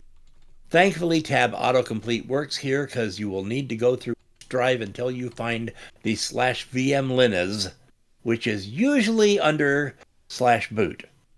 But if you see /boot, you found the correct drive. You will also need to find the initrd ***.img file, usually a number, initrd number.img file. Then you enter the command set root equals the drive you found, like hd0, ms-DOS3 close paren. Linux path to vmlinaz root equals /dev/ where it is mounted, initrd path to initrd, and boot. Your system should boot. This is a one-time fix, and you'll need to reinstall grub before rebooting, or you'll need to do it all over again. I said that earlier. You can do this using sudo grub-install /dev/ where it is mounted. Or if you boot into a Linux distro, you can set that distro using just sudo grub-install. With any manual changes to your grub, always remember to use sudo update-grub. You may also need quote echo grub _disable _os _prober equals false pipeline sudo space t space, that's TEE, space tac a /etsy /default /grub ampersand sudo update tac grub, end quote, in order to re-enable OS prober. So now that you're totally confused, do what I said to do in the first place, which is look it up and read it. Londoner sent us a video from someone named Thor for fixing a Linux kernel panic, which he found on Manjaro and Endeavour installations on a multi-boot system with Mint controlling grub. It was very thoughtful of Thor to point out that he did not have this problem using Arco Linux. Don't know why it works on anything Arch except Arco. Or doesn't work on anything Arch except Arco. And I've about babbled myself into a frenzy, so why don't you take it from here, Bill? Yeah, another thing to keep in mind, too, if you're going to do any of this stuff on an Arch-based distro, a couple of these commands are different. The one that comes to mind first off, if you want to use like grub install won't work. You've got to, grub install, and then you've got to specify the architecture that you're installing for and tell it where the EFI system partition is.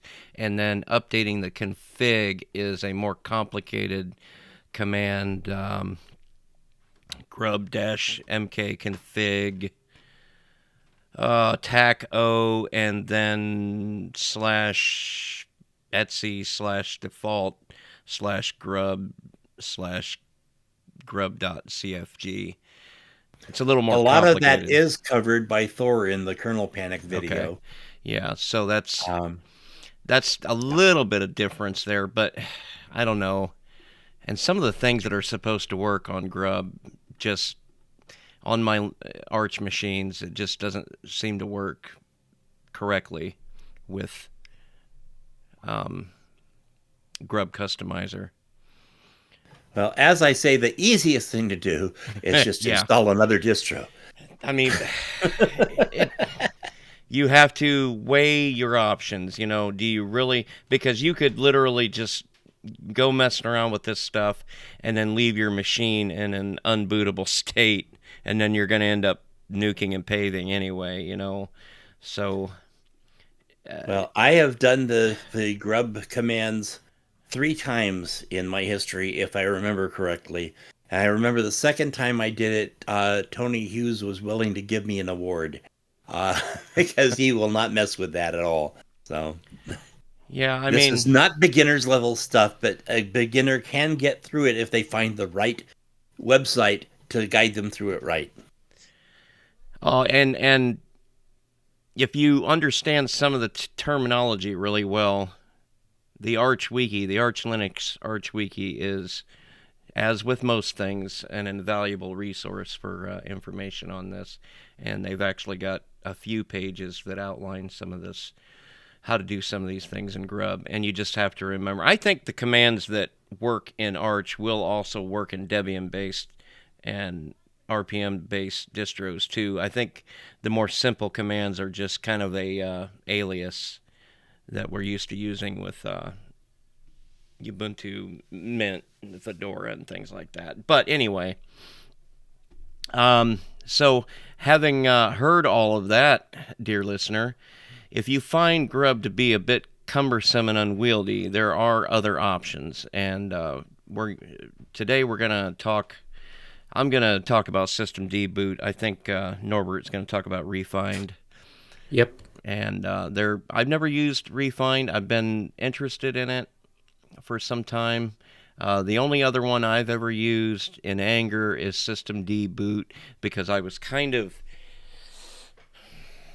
kind of for this option, just because it requires no extra software whatsoever, and it's just a simple, lightweight bootloader that just gives you the choices of operating systems, and you've got a couple of config files. It sounds a little bit complicated at first, but then once you get it set up, you'll be like, oh gosh, that's so much simpler than messing around with Grub. And it's a no, like I said, it's a no thrills boot menu with no additional software to install. You might have to install EFI boot MGR on an Arch-based system, but I think you've already got that with Mint, or well, we're all using Mint because we're on mintCast, right? Keep telling yourself that. Right on. It's probably the simplest option out there, because it literally just uses systemd to create this boot sort of image that utilizes the EFI stubs that are already on the system. It's about as simple as you can get in terms of how it works. The best instructions I can lead anyone to with regards to getting systemd boot up and running is on the Arch Wiki. I mean, you're going to hear me say that quite a bit, actually. But I'll try to outline some of those instructions here as simple as I can. Now, these instructions are for replacing Grub with systemd boot. Let me be absolutely clear. I don't actually recommend anybody doing this unless you don't mind losing everything you have on the machine. If you're going to play around with these things, I recommend doing it in a virtual machine, like a KVM or a virtual box or something. Learn how to do these things first before you try doing it on a bare metal install. And try a RescueZilla backup first. Yeah, I mean, just this is a road you really just don't want to go down until, well, you don't want to go down it on your daily driver until you are absolutely sure of what you're doing and you have a good, marvelous understanding of all of these components and how they work together, and you understand the concept of an EFI and how it works on the system, because you don't really need, with EFI, you don't really need a bootloader. It's all right there in the firmware for the system. The only thing a modern bootloader does on an EFI machine is tells it which kernel to run and gives it some information as to an init image to run, and then passes some kernel parameters or some kernel level commands at startup to get certain things running early in the boot process. So that being said, systemd boot, the only thing it does is it passes a few commands on to the system at boot, and it doesn't get much more complicated than that. But anyway, on the first thing you're going to do is on the terminal execute the command sudo boot control install, sudo boot ctl install. This will create what happens is on the EFI system partition, or the ESP, usually it's in /boot/EFI, it will create a directory where it puts all of the stub files that it needs to get the system up and running. Grub will, by default, create a directory called Grub inside of the EFI system partition. And with, I think systemd boot just creates one. They might call it either systemd or they might call it Linux. I don't remember which, but it is one of the two. I think I've had both of those directories with Pop! OS. I might be wrong. Yeah, I think it does. There was one called Linux because Pop! OS is one of the distros that uses systemd boot by default. Okay. Yeah, I have seen that on there. So what it does is it copies /user/lib/systemd/boot/EFI/systemd boot x64.efi to the location of your EFI system partition /EFI/systemd/systemd.boot x64.efi and EFI/EF or ESP, meaning the location of the EFI system partition, or the mount point, I should say, /EFI/boot/boot x64.efi, and systemd boot will set as the default EFI application. What that means is it sets your UEFI, or what we used to call a BIOS, it sets the UEFI to boot from that ESP by default. And you can go to your BIOS. Well, we call it BIOS colloquially, but it's actually UEFI, and you can change that. And that's what oftentimes happens with Windows updates. It'll change the default bootloader over to the Windows bootloader, and you don't even see your Grub anymore or your systemd boot, and people think that Windows just jacked their system up. Well, no, you need to go back into your UEFI and change that back over to either Grub or whatever it is you got set. And then you'll have your bootloader menu again. And if you have your EFI system partition mounted anywhere else other than the boot partition, you can specify these locations by executing sudo boot control tac esp tac path equals / wherever you put your EFI partition, and then also append tac boot tac path equals the /boot, and then space install.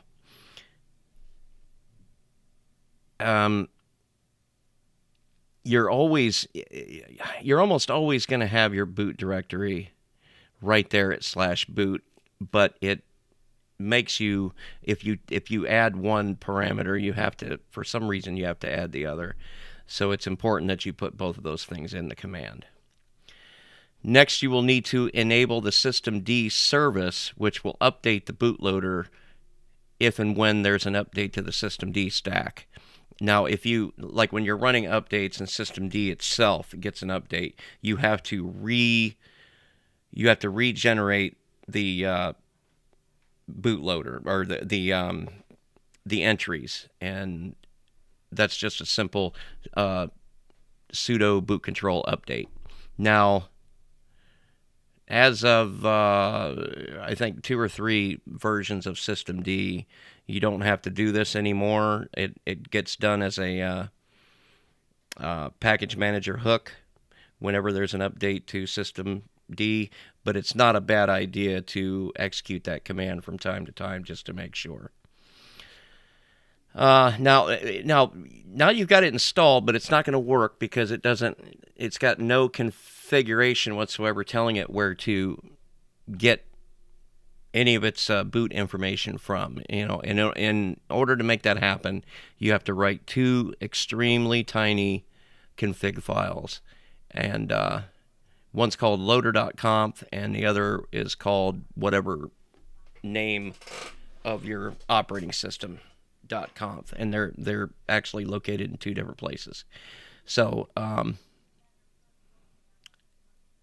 if you only have one operating system, which, to be fair, you can run this with a dual boot, with a multi-boot, but I really just kind of recommend doing this for a single operating system machine, because it can get it can be a bit of a faff when you've got more than one. It works with Windows, actually. I've had it working with Windows, but I think you're better off just using this on a simple installation. But anyway, in the directory where the ESP, the EFI system partition, /loader, create the file loader.conf and add the following.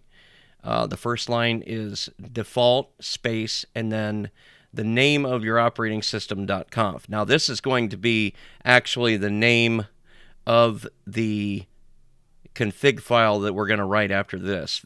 But that will be the default boot option when the machine starts out. Timeout, space, and then however long you want the menu to stay up. Console mode, now that is a setting that tells it the size of the fonts on the screen, because it's a very simple text-based menu, and if you just use console mode space max, you'll get the maximum size allowed by the frame buffer when the machine starts up. And then if you want to disable the editor, meaning that you cannot go in and add commands to the kernel, you can put no, or you can just, I think by default it's yes, so if you just leave that out, you'll have an editor. That means if you get to just like Grub, when you get to the boot menu and you hit the E button, you're able to go into a editor where you can add commands to the kernel command line. Now, why would you want to disable that? Well, for many operating systems, if a person is able to open up the command and then add init equals /bin/bash to the end of the kernel command line, they are able to get a root level shell right at startup without having to enter any passwords. It's like the oldest, most reliable trick in the book. That is expressly why they put this option on here by default to disable the editor, so that anybody that starts the machine does not have the option of doing that. In fact, I think Grub has an option where you can enable an editor, but there's like a password-based subsystem involved in it, which would be helpful, I think. But yeah, that init/bin/bash is just that just leaves you wide open to, well, you've got root access to the machine after that. Okay, so now that file is the main configuration that tells systemd boot which stub to boot from, and all the necessary information, the timeout, the console mode, the editor. Now we're going to make an entry file that tells systemd everything it needs to know about the individual operating system. that you're wanting to run. So in the location of the EFI system partition /loader/entries. Now, and if these directories don't exist, you're going to have to add them. Add the file that I was talking about up above where it says name of your operating system.conf. Add that file. You can do that by hitting, by typing sudo touch whatever you want your operating system called .conf, and then sudo nano whatever that file name is. Now you're going to need to add a few lines to that. You're going to need the title, so title space, and then the name of the operating system. Okay, now this one is more important than the name of the file itself, because this is what's going to show on the menu when you start the screen. So if you want it to say Linux Mint Cinnamon, that's what you would type here. Then you type. Then the second line is version. You really only need this if you're going to put in separate entries for separate kernels. If you're only gonna set it up to boot the latest kernel, you don't need this option. Machine ID. That's only shown when multiple entries with the same title and version exist. That's completely optional as well. The EFI. Okay, the EFI program to start. For example, you'll need one for your VM linuz-linux, and you'll need one for your microcode. So AMD microcode or Intel microcode or Intel Ucode. I can't remember which one's which. And then, last but not least, options. It even varies between distros, because, for example, on Arch it's Intel-Ucode. I'm not sure what the AMD one is, but on Ubuntu I think it's Intel-microcode.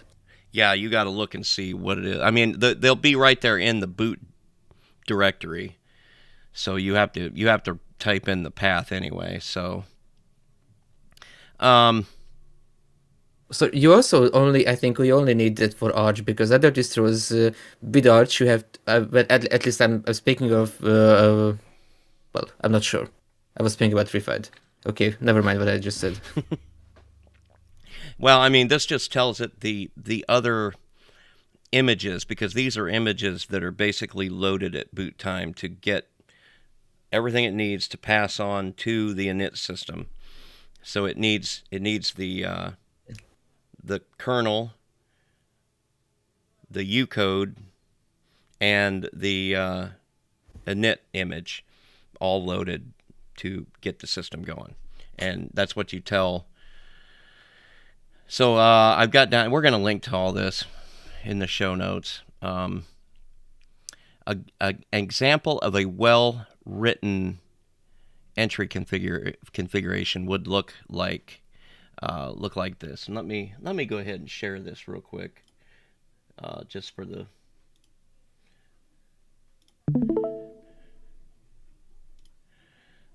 So what I'm referring to is this right here. This would be a well-written entry file for systemd boot.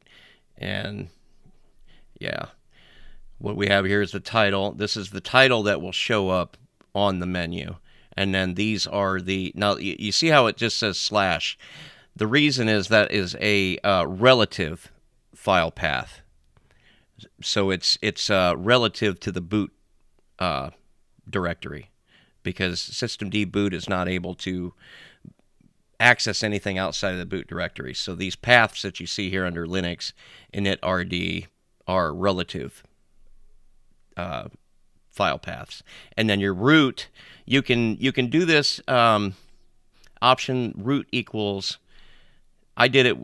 They had it set up with like a UUID, but you can actually do this by just specifying the device path like I did here, the only time you're going to run into problems is if you have, for some reason, a situation where your device paths might change because you have devices hot swapping in and out of a system, which is not a typical case, but that would be the only reason you would want to do something like root equals UUID equals, and then the UUID of the root directory, and then RW, that just tells it read write for that relative directory, and then this is where you will append like quiet and I don't know, splash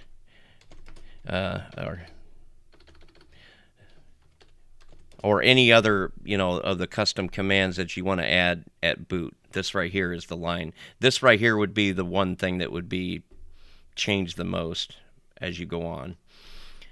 Now, once you're all done with that, you've got systemd boot. It's a good idea at this point, though, to go ahead and uninstall Grub from the system, and then go into your EFI system partition and erase the entry for Grub. And I'm gonna show you that too here real quick. Remember, most of our listeners are listeners. Yeah. I'm going to do the best I can to describe this as I go to. I'm going to share my file manager. But this is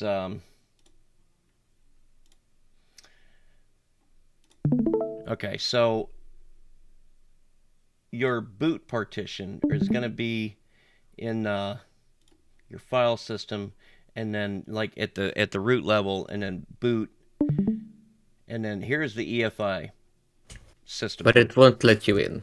No, you got to give it a root password. Okay. Apparently twice.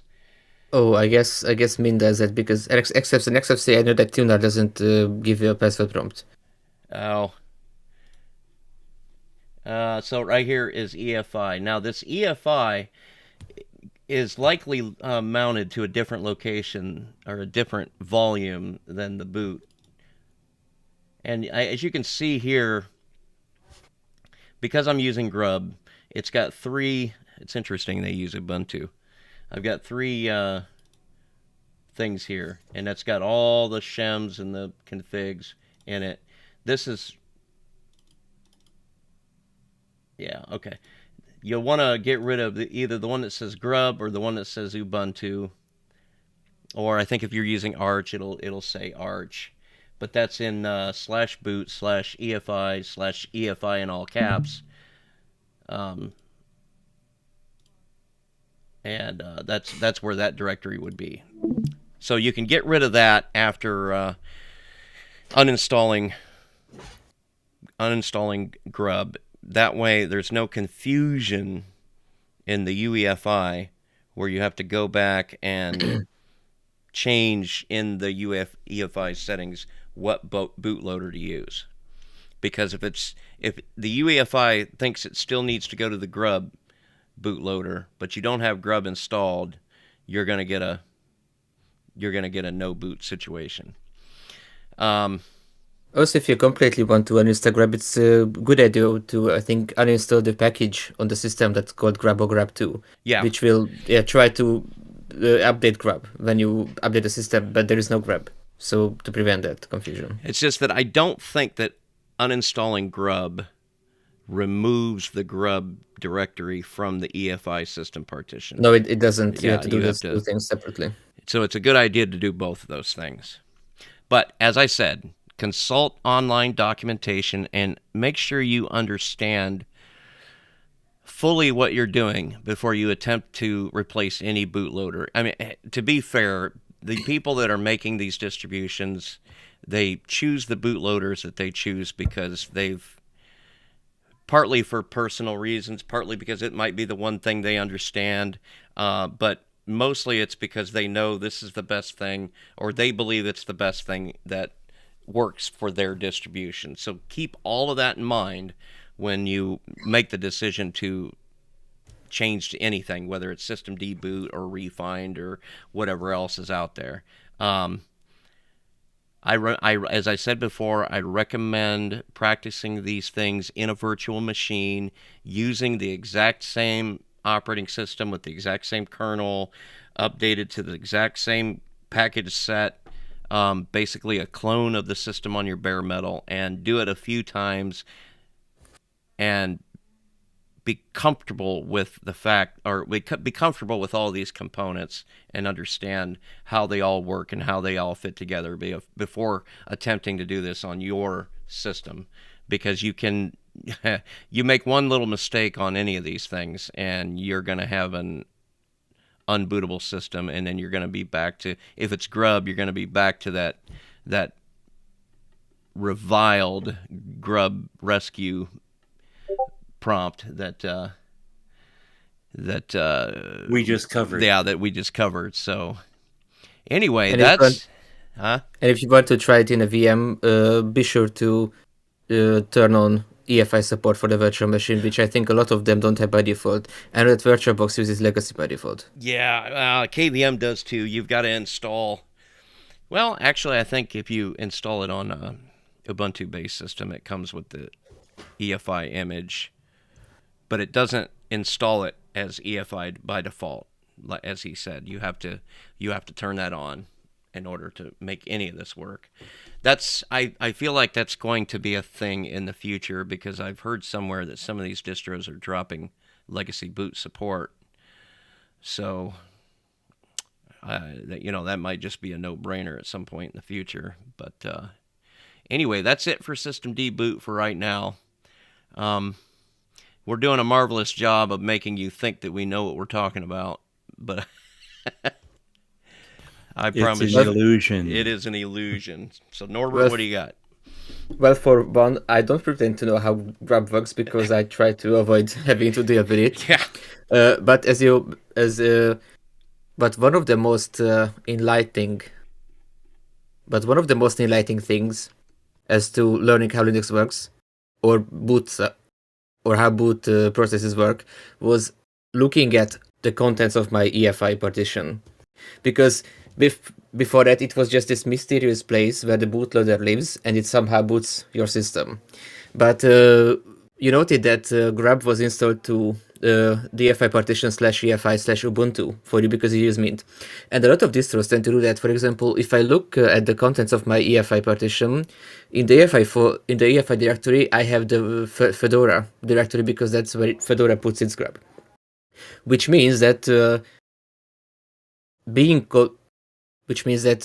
most mentioned being in control of Grub.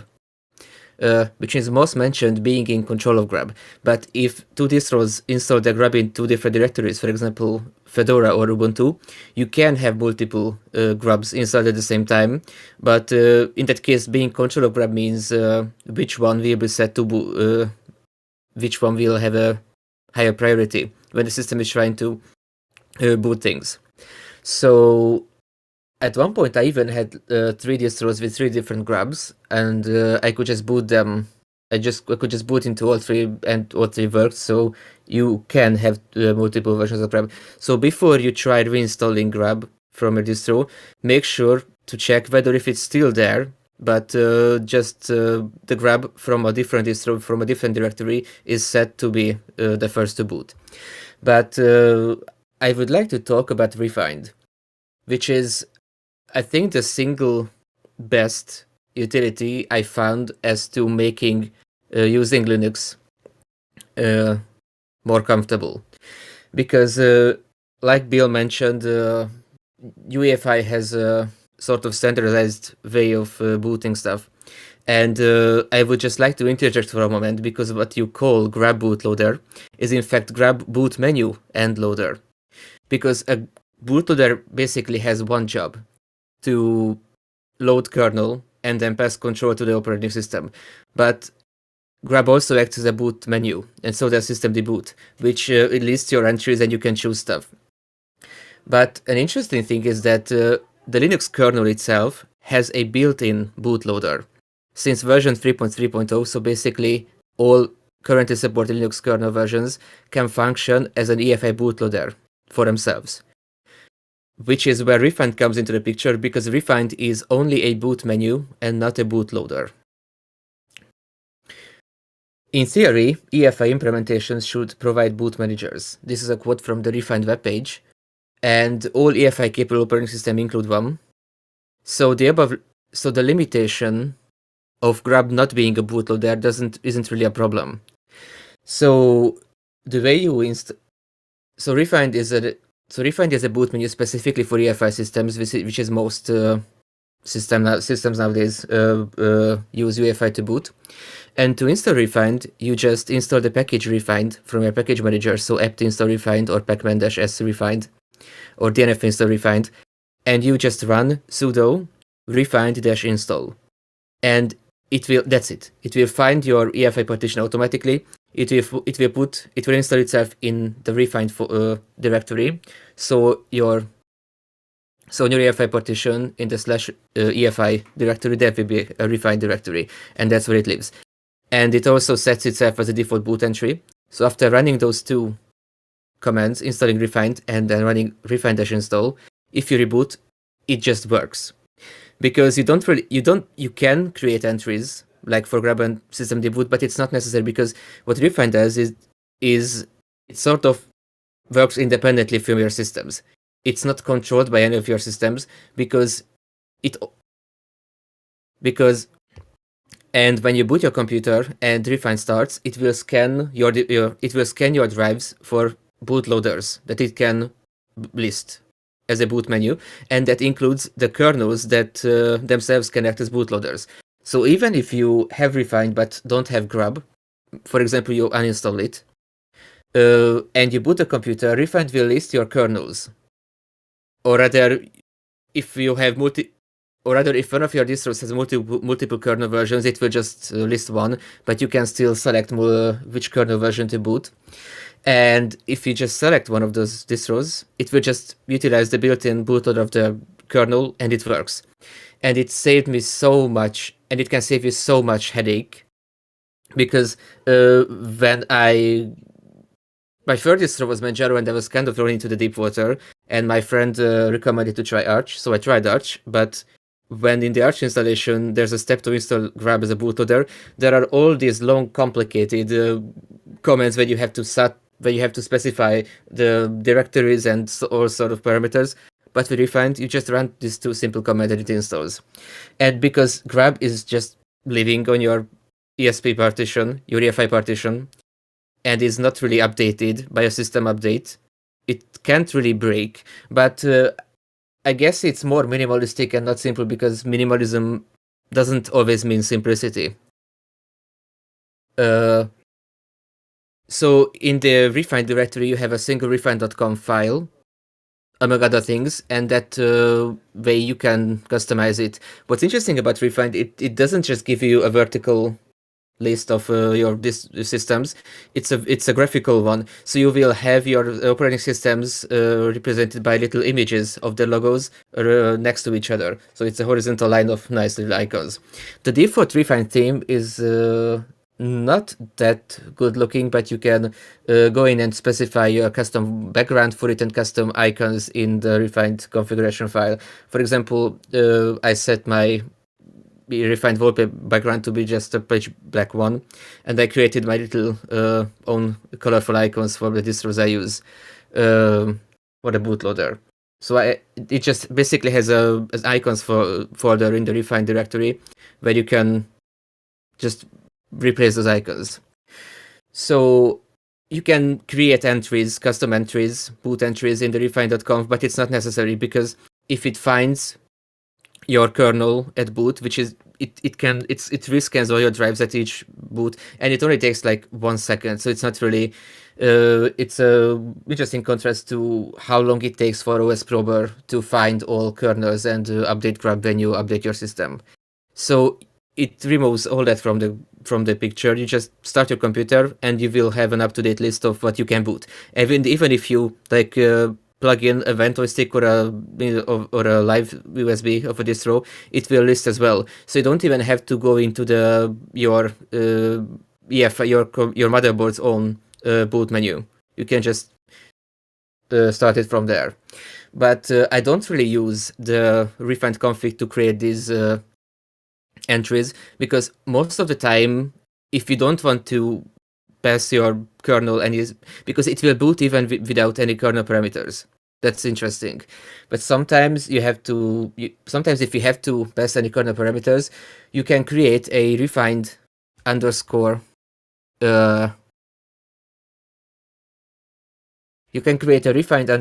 linux.conf in the boot directory of your distribution or your Linux OS. So that separate configuration for the specific OS will live outside of the EFI partition, on the root partition or the boot partition, depends where you have boot, of your distro. And then, if I bring mine up, you can basically have it as a one line.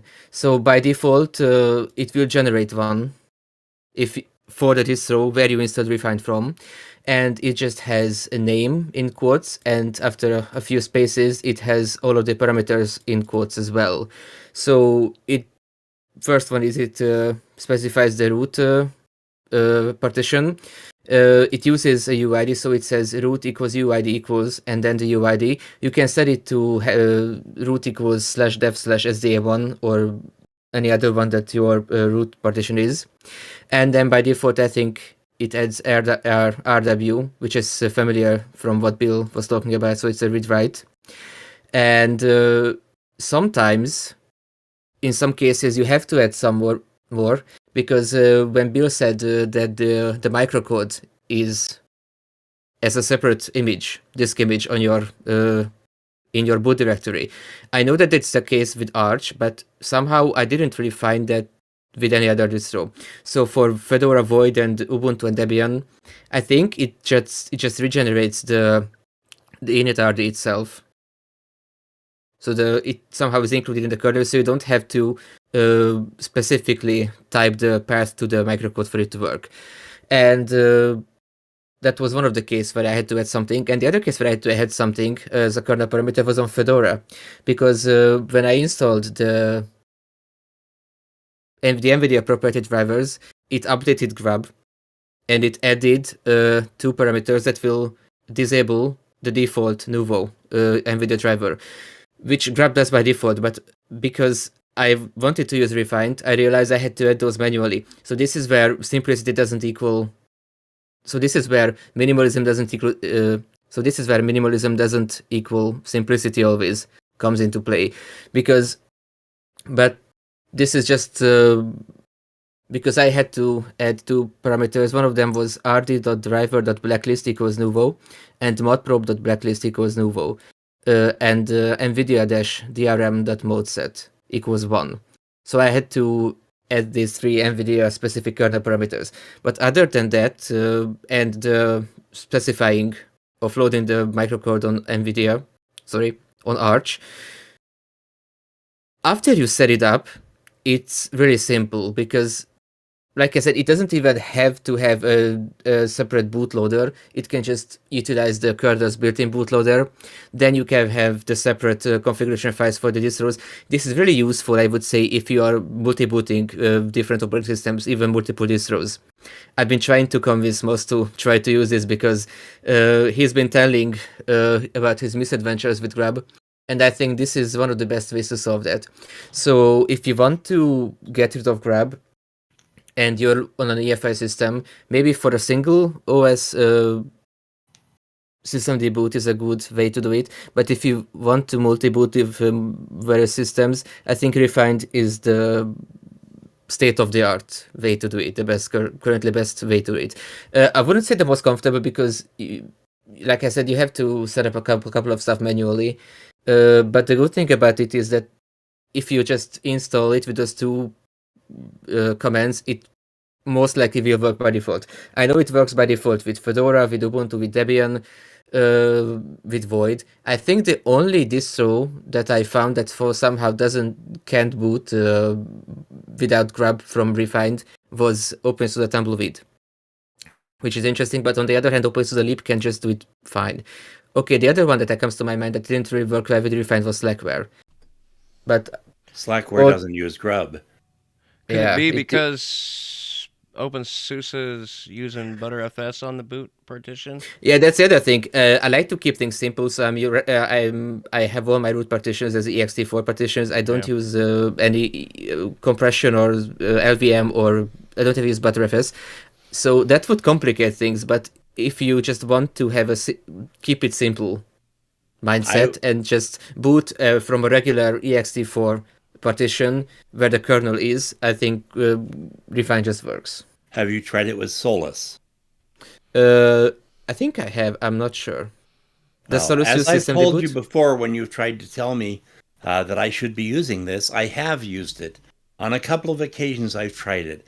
And the problem when you're a multi-booter and you cycle through distros as fast as I do, those distros don't get cleaned up on the EFI partition.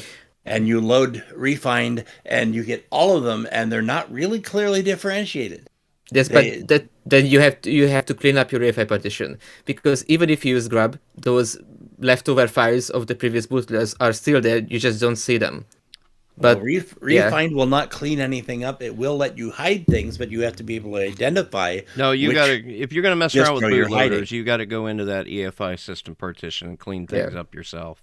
I literally have done that, and it doesn't. I don't know. There's some relic or something it leaves behind, because Refined has always been messier than anything I've done in Grub for me. And it's only messy your because mileage may vary. Yeah, it gets messy if you let your EFI partition be messy.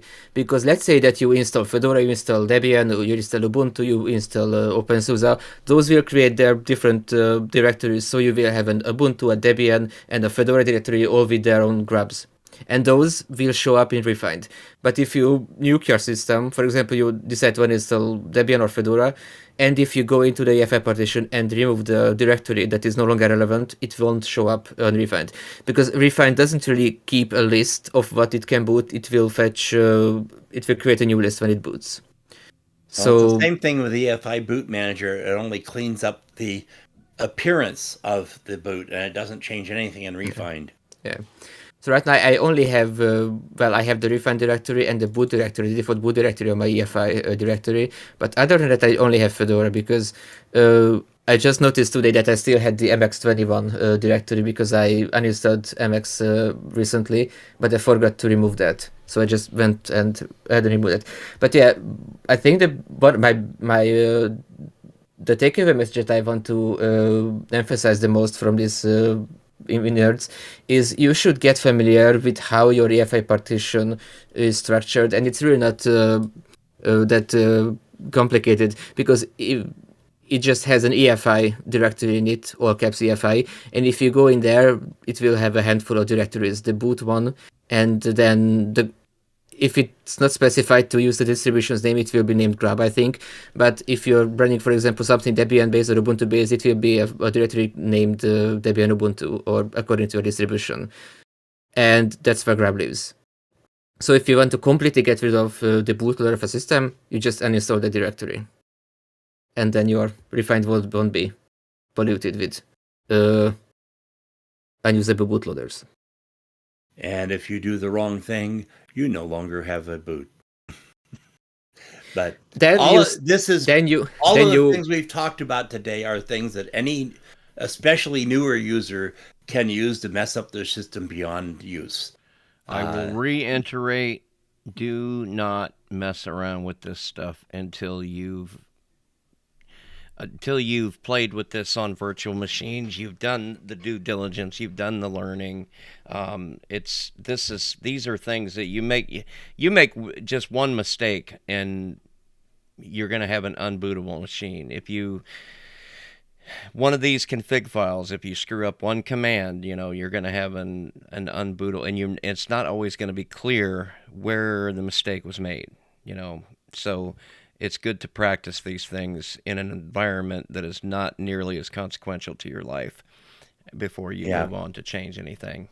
The last time, it was just last week, I dropped to a Grub menu, and I just had to open up the file that I have linked on there on my phone and go through it.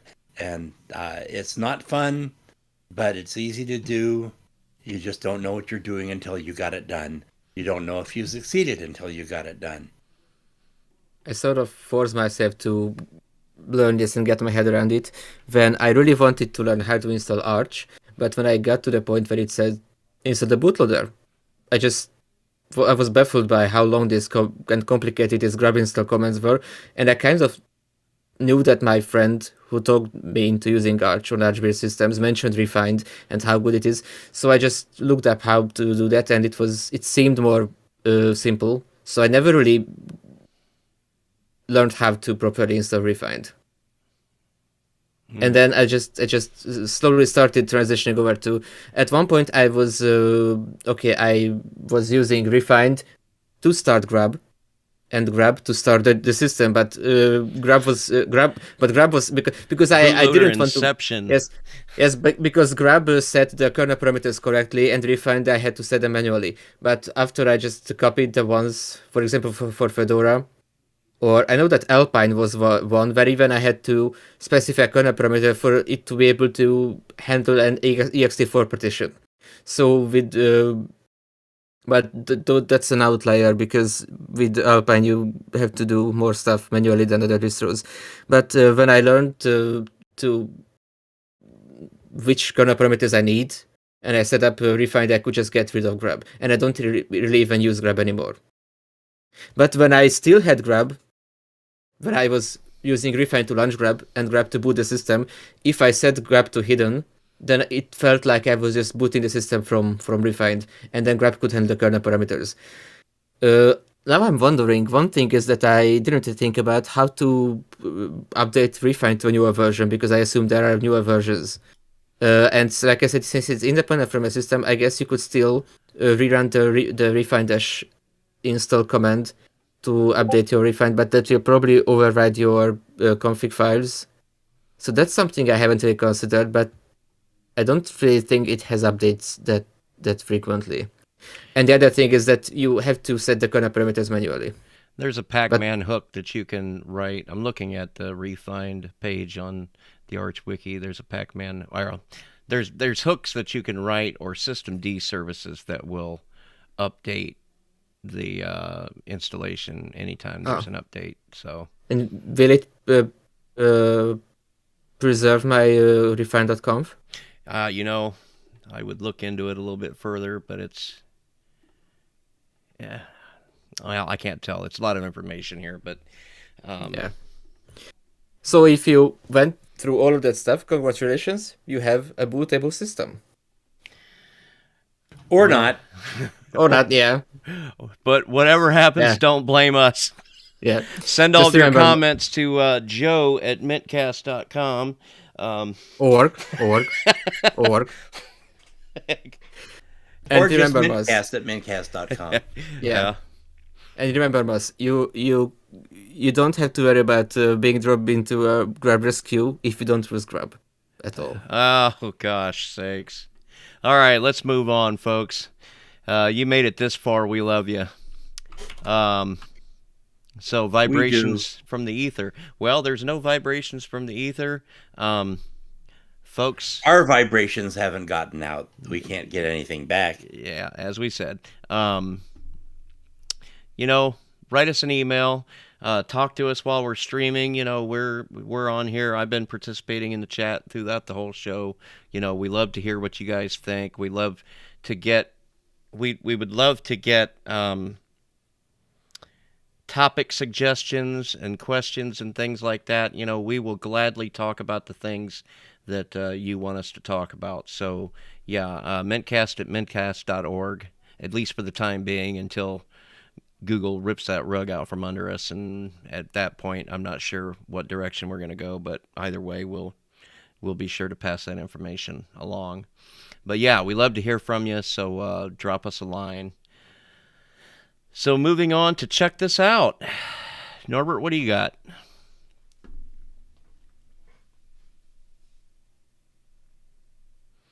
No microphone. I came across a new GNOME Circle app called Audio Sharing, and GNOME Circle apps are those that are not built into GNOME, but are still featured on the GNOME site as apps that mean to extend the GNOME ecosystem. And audio sharing, with audio sharing, you can use your current computer audio playback in the form of an RTSP stream. This stream can then be played back by other devices, for example, by using VLC. And by sharing the audio as a network stream, you can also use common devices that are not intended to be used as audio sinks, for example, smartphones. And that's a brief description from its site. And so if I understand correctly, with this, you can stream your computer audio to your phone and have it be played back on your phone, which is interesting because I could, for example, be listening to a podcast in a browser window on my computer while the audio playback would be on my phone. So I could just get up and even if I have a wired headphones plugged into my phone, I could just walk around the house. So yeah, basically route your computer audio to your smartphone or other stuff. And the other thing I wanted to mention is that I recently learned about the stat command, STAT, on Linux. And specifically, if you type stat space and / so your root partition, your root directory, it will print some information about your system. And the last line is called birth, which is the date where your system was installed. So this is a very easy and quick way to look up when exactly where your system was installed. Because I wanted to check how old my Debian installation was, which I mentioned in the first part of the episode, and I came across this very easy and useful way to do it. So for example, my Fedora installation was done on the February. So for example, my Fedora installation was done on 2022, the 16th of February. So a little more than a month ago. And that's all I wanted to say. What about you, Bill? I just noticed you have some other stuff in here. Yes, I made. Okay, so the ever talked about video tearing issue when using XFCE, it's driven countless numbers of people away. In most cases, the go-to fix has been to replace XFWM with, replace the compositing manager on XFWM4, which is the window manager built into XFCE, with something like Compton. Well, Compton has been deprecated in favor of a new project called PyCom, and I tried that, and it did everything except stop video tearing. So moving on, I just literally started searching for other options, and that's when, wouldn't you know it, right in the Arch Wiki page for XFWM, there is an entry just simply called video tearing, and it's quite simply going to the xconf and replacing a single string, or executing the command, and I should have put this, I'm actually going to do it now, this command xconf query, let me put that in the notes. You're basically, what you're changing is the compositing method that you're changing the compositing method that XFWM4 uses from, by default, it's set up to auto, and you're going to change it to GLX, which just tells it to use the graphic layer, the OpenGL layer, to do the vsync, which will effectively stop the video tearing. I don't know why this is not set.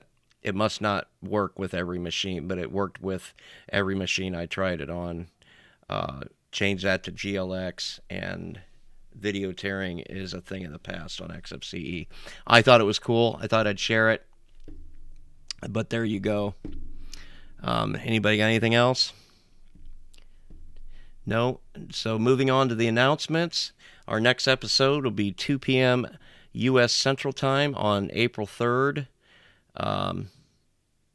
There's a link in the show notes to get mintCast converted to your time zone. The next live stream will be 2 p.m. U.S. Central Time on March 26th. Get the live stream converted to your time zone. There'll be a link to that in the show notes as well. So we'll go ahead and wrap up. I'm Bill. You can get a hold of me at bill@mintcast.org. Drop me an email. Or I'm Bill_H on Discord. I'm at WC Hauser3 on the Twitter and at WC Hauser3 on the Facebook. Also, check out my new podcast at 3ftpodcast.org. How about you, Moss? Well, you can find me every week on Full Circle Weekly News and about once a month on Distro Hopper's Digest. You can email me at bardmoss@pm.me, and my other contact information is on itsmoss.com. Norbert? You can send me an email at norbert@mintcast.org. So Joe couldn't be here with us, but if you want to get a hold of him, it's tllts.org. Which is the Linux Link Tech Show, I think. Yeah, Linux Link Tech Show. That's his other podcast. The email, the website for that is linuxlugcast.com. That's another podcast. Yes. He has two. As we all seem to have at least two. Most of us. MeWe. You can also email him at jb@mintcast.org, or you can buy him a coffee. And the link to that is in the show notes as well. Josh Thacker, could not be with us today. You can email him at jt@mintcast.org. He's Josh Thacker on on Discord, and at metal_foss on Twitter. Josh on Tech couldn't be here with us either. You can email him at joshontech@mintcast.org, at joshontech on Twitter, and most other social sites. And he's also on another podcast in the mintCast family called Crowbar Kernel Panic. He has also been on the last 3 Distro Hoppers Digest, and will be on the next one. Nishant could not be here. You can email him at nishant@mintcast.org. He's Rycon Ghost on Instagram, Rycon Ghost at GitHub, Ghost.Rycon on Discord, and Maverick00783 at Steam. Before we leave, we want to make sure to acknowledge some of the people who make mintCast possible. Josh Lowe for all his work on the website, Hobstar for our logo, Annette RD for the animated Discord logo, and Londoner for our time sync.